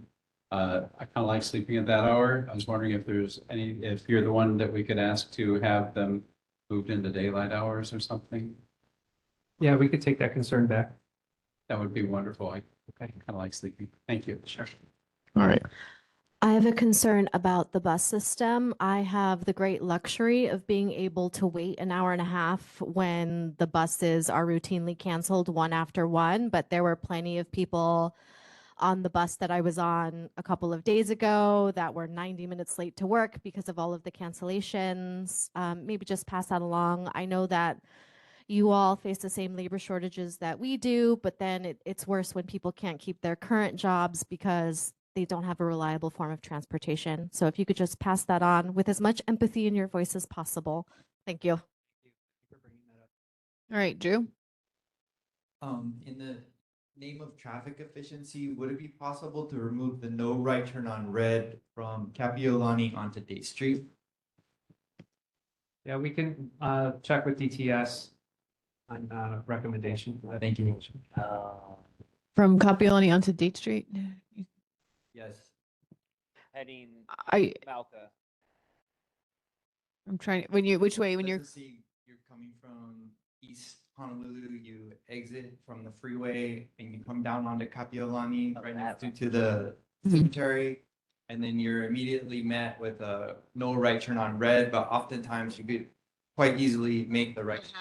That's a There. pretty complex intersection, isn't it? There, There's 5 roads that come in. yeah, that's probably why, but Yeah. we can look into that. Okay. Yeah, I know which intersection you're talking about, and yeah. It's just sometimes it seems excessive and it seems like our sitting in the right lane could easily just make the right turn without waiting the whole right. cycle. Also, I noticed next to your house they're gonna take away the unprotected turn. All right, who else? Justin, you had one thing. Thank you, Chair, and thank you for your presentation tonight. My question is regarding Biggie Bike Share. There has unfortunately been some recent media reporting regarding its current financial and material viability. I think DTS recently had a presentation to City Council regarding their next proposed fiscal plan to refurbish the current fleet, but also add new bikes to the dock system, as well as enhance new facility bike lock stations. Would you happen to have any possible updates you can share with the board tonight or in our next general meeting? Yeah, it would be the next general meeting. I could check on it, but I did read that article about the quantity of bikes being way down and financial distress. Thank you, because I think the Civil Beat article had reported data of Biggie when it was under extraneous stress during the Kona lows, which in actuality, there were more bikes available within the system. And I think now it's glad that, if I heard correctly, DTS is going to support it. Thank you. Daniela? Yes, I'm still not clear how you come from east. You are on Kapiolani. Sure, you can turn right. No. No? You can't turn right. It's a no right turn on red. So if you were able to make a stop and then safely. Okay, no right turn on right. Okay, sure. Okay, I understand. You want to be able to. Okay, thank you. Is there anyone online that has any questions? I would be interested sometime later this year to have a presentation about how the new 311 is working out. If there's any data that's available about how much you guys have been able to solve or so on or so forth. Some metrics on how the performance is. I will say once again, anecdotally, I submitted something about a bunch of cars parked in the bike lanes and kind of gave my 2 cents about this. And it was nice to have like a human response on the other end, which someone gave like a human response about like the challenges with trying to do enforcement. So even just that as like a way to comment back and forth, I thought that was successful there. Allison.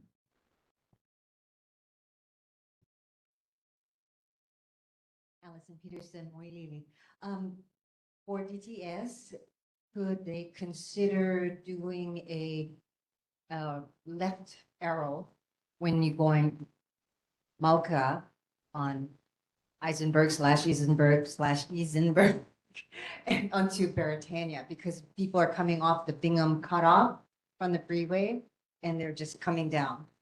And so sometimes you can only get one car to turn left. Right? Yeah, it does get backed up. Thank you.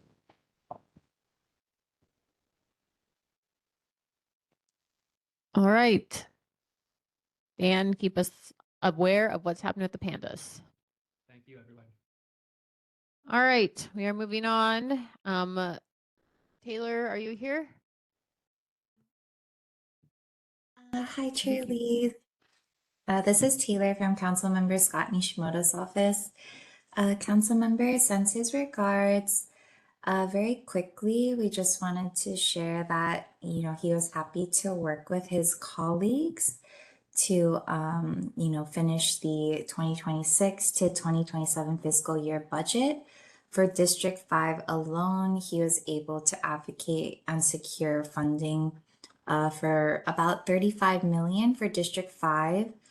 Some highlights relevant to our neighborhood board may be Old Stadium Park lighting and electrical improvements for $1 million. King Street traffic signal improvements for $500,000. Alawai Community Park improvements for about $500,000. Alawai Park lighting and electrical improvements for $1 million. There's honestly a whole list. I'll drop it in the chat, but we also have emailed it out. So if you have any questions, you can always call our office so I can go into detail for you folks. But yeah, we're more than happy to answer any questions, and I will take it back to my boss. We also have a new staffer in our office. His name is Jared. So he may be popping into different meetings as things come up. But other than that, we're happy to answer any questions. Sorry, I have Jared here, but yeah, let me know if there's any questions I can take back from my boss. Any questions for Taylor from the board? All right, go ahead, Laura. Hi, Taylor. Councilmember Nishimoto and Senator Fukunaga and Rep. Garrett all got monies, state and city monies for Alawai watershed plan. And I tried to look up online, and I know that it's passed, but there's no detailing. In other words, how's it going to be going about? Can't just be turned over to planners because there's already real history of plans. So could you please either post it on your website or send it to us personally so we can see what the plans are? Because there's nothing more than just a line item in the budget. Thank you. Okay, so we're for Alawai watershed improvements. Yeah, I will look into the details of that and then maybe just get back to you directly, Laura. We can do that. Taylor, I know you said you were going to throw the stuff that you guys had gotten in the budget allocated into the chat. Do you actually have that as something that you could screen share with us really quickly so we could see that for those of us who are at the meeting in person? Okay, let me see. Thank you. Take your time. It's okay. Sorry. Let's see what this.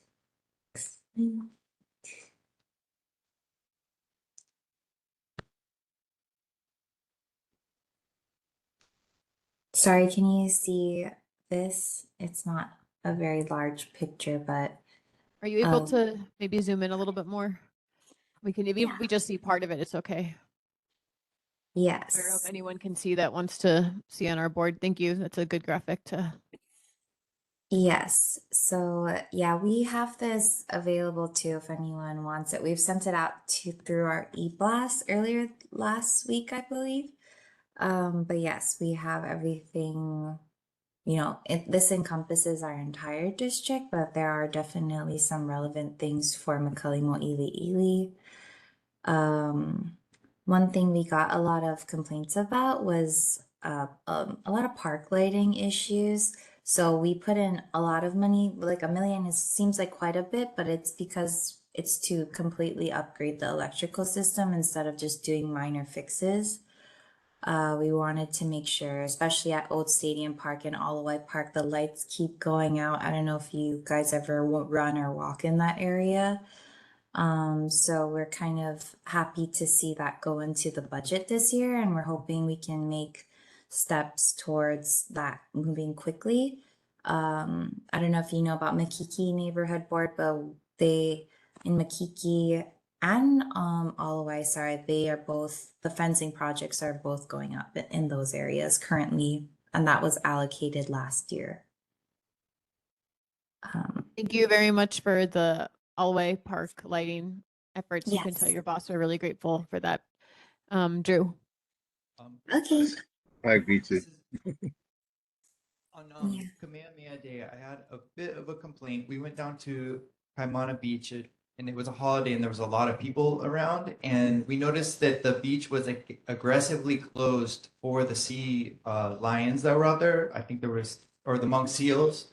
There was 3 of them, but they closed probably 98% of the beach, and the monk seals were using maybe just a small area down at the end. And I just was curious if that's normal to close that much of the beach. It's the first time I've seen them pretty much shut the whole thing down. Oh, okay. Yeah, you know, there are like specific rules involving like animal, especially like for protected species, I believe. I'm not exactly sure off the top of my head, but yeah, I can look into it. It's public information though, so you can always call us as well. But we can look into our ordinances. But yeah, typically have a standard procedure, and unfortunately I'm not an expert, so if the experts get involved, then oftentimes I think they're well-meaning, obviously. Thank you. Justin. Chair, I had the opportunity to speak with one of DLNR's field operatives out that day. So after, unfortunately, the incident a couple years back where a visiting tourist had actually swam in very close proximity to a monk seal with her newborn pup and causing an incident. DLNR's approach is they've initially tried to, when the monk seal and the pup would come on the beach, to try to keep both the same amount of physical space, but because Kaimana is still a very popular beach park, they kept noticing a lot of intrusions from both visiting tourists and sadly locals. So for this time right now, they're adopting a new policy where they're closing off a large swath of the beach park. There's still that corner where where visitors can be in, but they're just a bit more strict at this time right now, particularly now in light of another monk seal having passed away, I think along the Waianae coast. Oh, thanks, Justin. Sorry, quick note. I believe the mother's already abandoned the pup and it's being relocated. So this may be a non-issue until the next plan.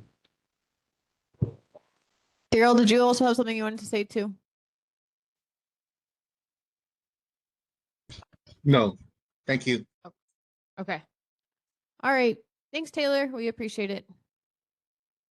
All right. I know that Gary is on a plane, so he is not here, but Elmer is online.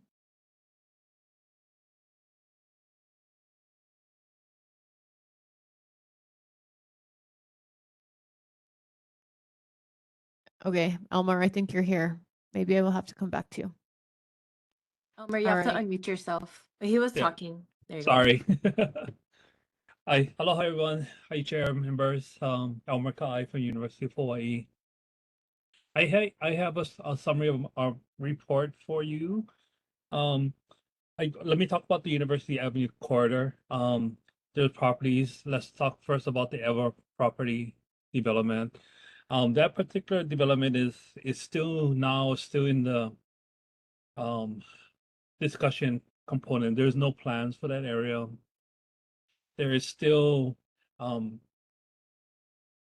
property or buildings still on there. So our College of Education, as well as the University of Hawaii Lab School. The PBS building is already down. If you drove by it, there's a parking lot area. Let me go to the University of Hawaii Lab School. We are in works with them to kind of make sure we can get an agreement with them so that they could have I would consider a long-term agreement to use that property. So that's what we're working on now. We're almost close, and it's an open dialogue with the school and the University of Hawaii. As for the College of Education, there's still plan to move in 2028 to on campus, simply because the buildings are very much getting older. But still, we're still far away for any kind of discussion.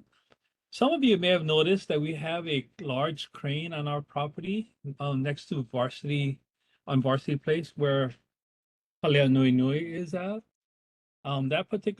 We're not developing Halea Nui Nui versus somebody's using our property to get to another property on Varsity Circle. So there's a big crane if you notice that. It's actually to get that. So they have a right of entry agreement with the University of Hawaii to use a small little parking lot area or grassy area to put a crane on there. It should be done by the end of summer to kind of remove that. But the developer asked us to kind of see if we can do that. Starting on Wednesday, we will have our new chancellor in place. He's actually not new. Vasilis Thermos has been a long time University employee, manager, director. He will start as a new chancellor for University of Hawaii Manoa. What we have done is move away from the provost model and return to what we call the chancellor model. When I started in 2027, 28, I was under a chancellor model. So what this means is we're decoupling, and a good phrase, everything that was used to be joint between the president and the chancellor. Everything that was that will now go directly to chancellor. What that means for me is I still take care of all the community and government relations component, but now we're a full campus again. And so we're moving with that. We are trying to make sure we can get all of our students. As of today, we have a high enrollment commitment still, highest of all the campuses. And we're kind of happy about that. We're just waiting for when they actually start. When they register, we'll have a better number from there. And finally, athletics regarding athletics, we are now have a new contractor regarding TV contracts. So you don't have to have a pay-per-view. All of our games will be open to Hawaii News Now, K5. So you don't have to purchase a subscription to watch any of our games and so on. But Chair, I'm open for any questions. How did you guys do on international student enrollment this year?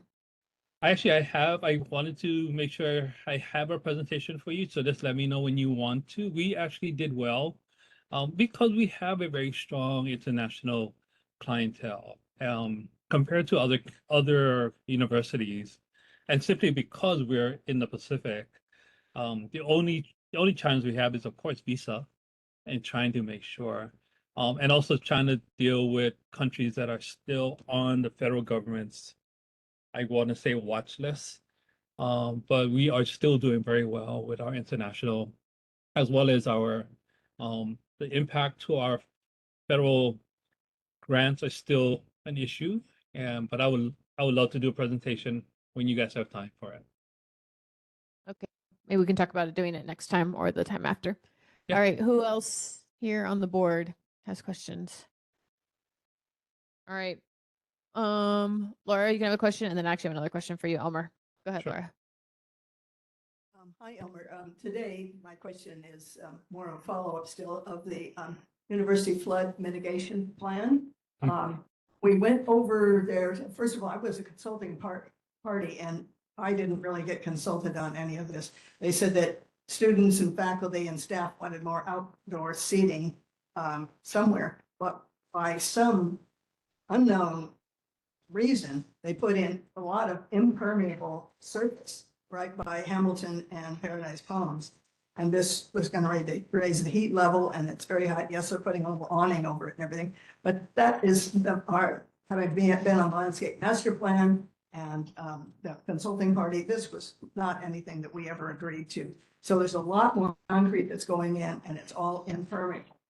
And the other thing is, because the maps that did go up do not show clearly the storm drains that are going out. I talked to Jarrett, who's a manager for this project, for flood mitigation and other aspects of it. Snyder Hole too, I think. And there's a culvert that went in there. We would like to see where the culvert goes and where the storm mitigation plans are. And could you also send us for, this is big on, we're sending on behalf of our committee that's on the Hawaii Watershed collaboration. And so we'll get off. Okay. Sounds good. Thank you. Elmer, I had heard some things that UH was going to be restricting the areas where students are allowed to protest. And I was wondering if you could explain more of why this policy has shifted and if there's going to be any way for faculty or students to appeal this policy. Well, it is not set in stone yet, just to hear, but just to provide some context for everybody. Yes, President has tried to develop a policy to allow, still allow some areas for freedom of speech and so on.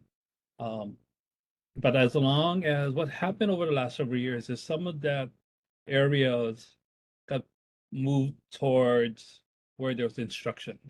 And what we try to do, we do have a designated place at Manoa, particularly several, where you can actually do that.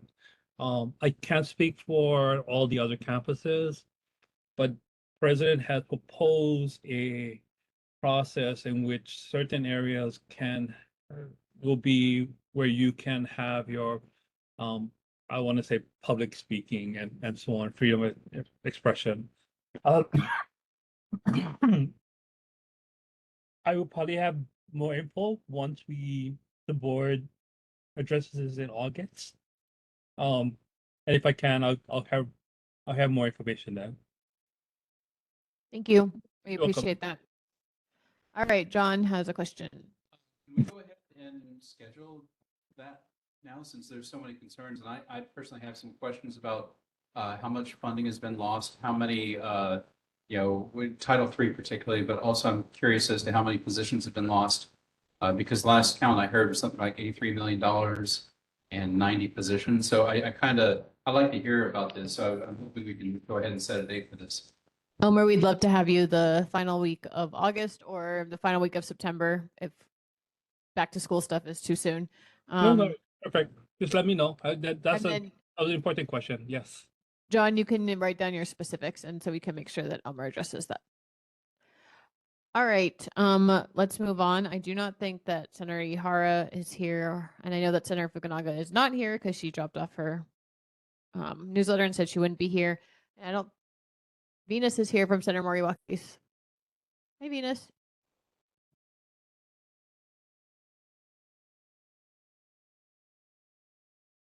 If you're talking, we can't hear you.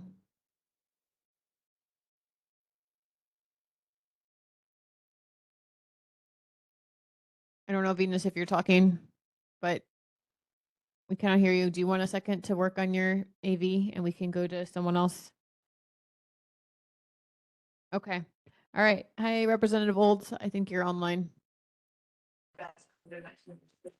Hello and good evening, everybody. Sorry I couldn't be there in person. It's been a couple months.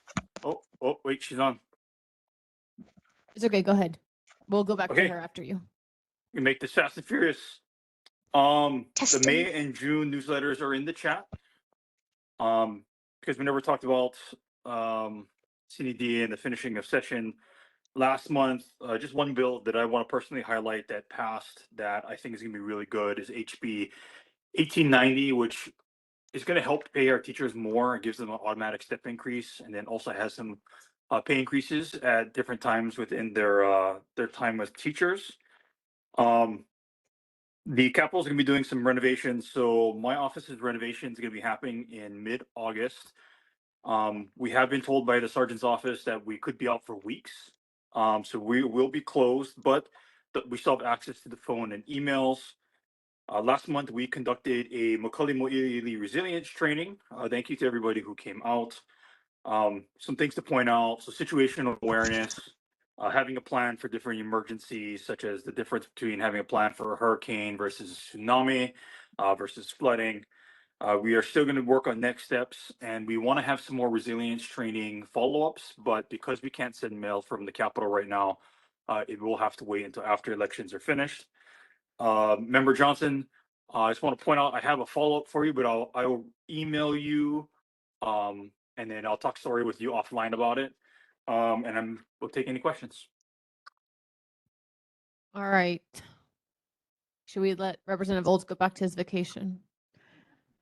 I think you're on vacation, right, Rep. Olds? Are you in Japan? No, we just came back. Okay. Testing. Can you hear me okay? All right. 1 second, Venus. We're seeing if there's anyone else for Rep. Olds. Okay. Okay. Thank you, Reynolds, for coming, and hope you had a good vacation. All right, Venus, we can hear you now. Go ahead. Okay, great, great. Thank you. Hi, Morgan. So Senator Moriwaki wanted me to let you know of some legislative achievements this year. Briefly, the Cal Holly Initiative, $18 million to provide houseless individuals a place to recover to re-enter society. Affordable housing, $190 million appropriated to finance affordable housing. Sea level rise, $7 million to restore the Waikiki shoreline. We passed some key laws, renewing violent crime law to protect from repeat offenders. We passed HB 2078, which renews the existing habitual violent offender law. It was set to expire, and without any action, we would have lost an important public safety tool. HB 1854 strengthens the oversight and resources for behavioral health clinics. Unfortunately, our bills to reduce noise from excessively loud vehicles and garbage trucks did not pass, so we're going to try again next year. Governor's bills updates since session adjourned on May 8. About 150 bills have been signed into law. This includes some tax relief for families, infrastructure investments, and expanded reproductive health protections. The governor is currently reviewing some bills for potential veto, and that includes a school closure commission, measures regarding a school closure commission, changes to HCDA and HHFDC personnel, and emergency deposits, and teacher standards board appointments. Let's see what else here. District 12 updates. Act 121 supports affordable home ownership on public lands. This includes the Kaka'ako leasehold housing pilot project, which uses public land to create more affordable owner-occupied housing. And finally, we've got some district funding highlights, and they include $8 million for improvements to Ala Moana Beach Park, including sand replenishment, some upgrades for Washington Middle School as far as electrical, health and safety issues, and some grants supporting several local nonprofits. I've pasted the link to the neighborhood board report in the chat, so the specifics can be found there. And that's it for me. Any questions? A lot of information, Venus. Thank you for sharing that. Anyone on the board have questions for her? All right. In the community, Allison, you have a question? Hi, Alison Peterson. Regarding the bill that didn't pass about the excessive noise, can you briefly say what were some of the objections or concerns as to why they didn't approve it? I'd have to send you the bill. And as far as Senator Moriwaki, she was personally involved as far as any objections. So, can I get your email, or if you can call the office, or if I can get your contact information, I can address that specifically with you. If anybody has any questions, they can call our office actually. Let me give you our phone number. It's 586-6740, 808-586-6740. Let me paste my email in the chat, and I'll say it as well. v.delossand, v.delosantos, v.delosantos at capital.hawaii.gov, and I'll just put that in the chat here. Thank you. Thank you, Venus. And just remind us what bill number that was about the excessive noise. Yes. So the excessive noise, there are two bills that we weren't successful in. HB 1588, that has to do with the excessively loud vehicles and garbage trucks, which is SB 2591. So that's HB 1588 and SB 2591. And please email me, and I can go ahead and get you those objections to you. Thank you so much. Daniela? Yes, I have a question. You mentioned earlier something about a bill or allocation for Waikiki, sea level, beach. Can you go back to that point, please? Yes, yeah. $7 million will fund restoring our Waikiki shoreline. It specifically addresses sea level rise. That relates to, I believe, the capital improvement projects that I can get more information to you on. Yes, Um, please. can you send me an email? Did you get my email in the chat there? No, that's okay. Or you can call Yeah, our but the office. board can share. Thank you. Thank you. The Okay, board yes, can yes, share. please do. Thank you. Thank you. Thank you so Thank you. much. Thank you. Thank you. Thank you, Venus. That was very informative. We appreciate how much you updated on. All right. Representative Tam is here. Thank you Thanks for for coming. Representative Tam. Good evening, everyone. And my newsletter is over there if you want to go grab it. I also included printouts of the session recap that I sent to folks that live in District 24. So if you don't live in District 24 and you didn't receive it, you can pick one up over there. My report will be short. I know that a lot of people talked about the noise cameras, so I can talk about why it didn't pass. So in 2023, we passed Act 63, which established this pilot program. And the pilot program went through procurement to get the cameras themselves and to find out a company that can do it. We ended up going with variability. So variability finally installed the cameras early this year in 2026. So the pilot program is still going on now. Right now, we're just in the data collecting phase of it. And that is why the bill didn't pass. The bill was going to make the program permanent and bypass the data collecting phase and just start enforcing, which is honestly what I wanted to do. But I know that some of my colleagues wanted to be extra sure. Yeah. So I told them, okay, fine. Well, next year I'm going to come back with a bill and you're going to hold you to your promise. So next year I'll be working with Senator Moriwaki again to introduce that bill again, and this time put a little more enforcement teeth on it with the data that we collected with DOT. The garbage truck noise one, that one didn't pass mainly because many of my colleagues felt that we had to figure out the garbage truck driver shortage before we start prohibiting them from going to places. So that was the reason why. With that, I'm glad I could find Parton to be here. Again, I can open up to any questions you may have for me. All right, John. I love data, and I was curious where we could see the data that you're going to be collecting. Is it going to be publicly available in a data set or anything? I'm not sure how ready it'll be publicly available, but they're collecting it right now. I saw it already from variability, and I can tell you that it works. But I can check with DOT to see if they will make that data available. Thank you. Any other board members have questions for Rep. Tam? All right, go ahead, Laura.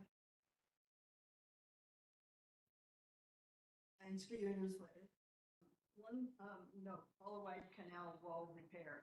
A while back, there was some activity that jumped into closing up the little stairways within White, and they closed right up on historic Bluestone. And I don't believe they had any historical review, draft EA or anything, and they certainly didn't have any shoring up with posts or anything that went deep down into the foundations.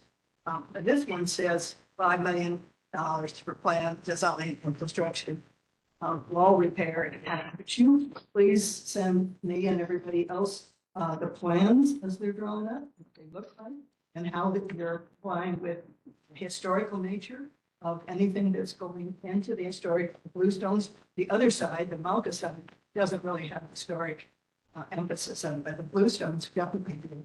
And I'd really like to see that the remaining stairways are kept open. We can look into that. That is primarily just for repairs, not any construction of anything new. All right. Anyone else? Okay. Thank you for coming. It was great to see you, Representative Tam. I'm sure if you stay for a second, people will chat with you afterwards, but if we understand if you have to run. All right. I don't think anyone from Representative Garrett's office is here. I didn't see Takemi. All right, guys, we are having our next meeting next month. We are going to be voting on officer positions. So if you are trying to run for an officer position, here's your 1 month notice. And what else? I think that's it. If you have anything that you want on the agenda, please let me know so we can add it. Thank you so much for coming. Have a great one. Thanks, Morgan. Bye.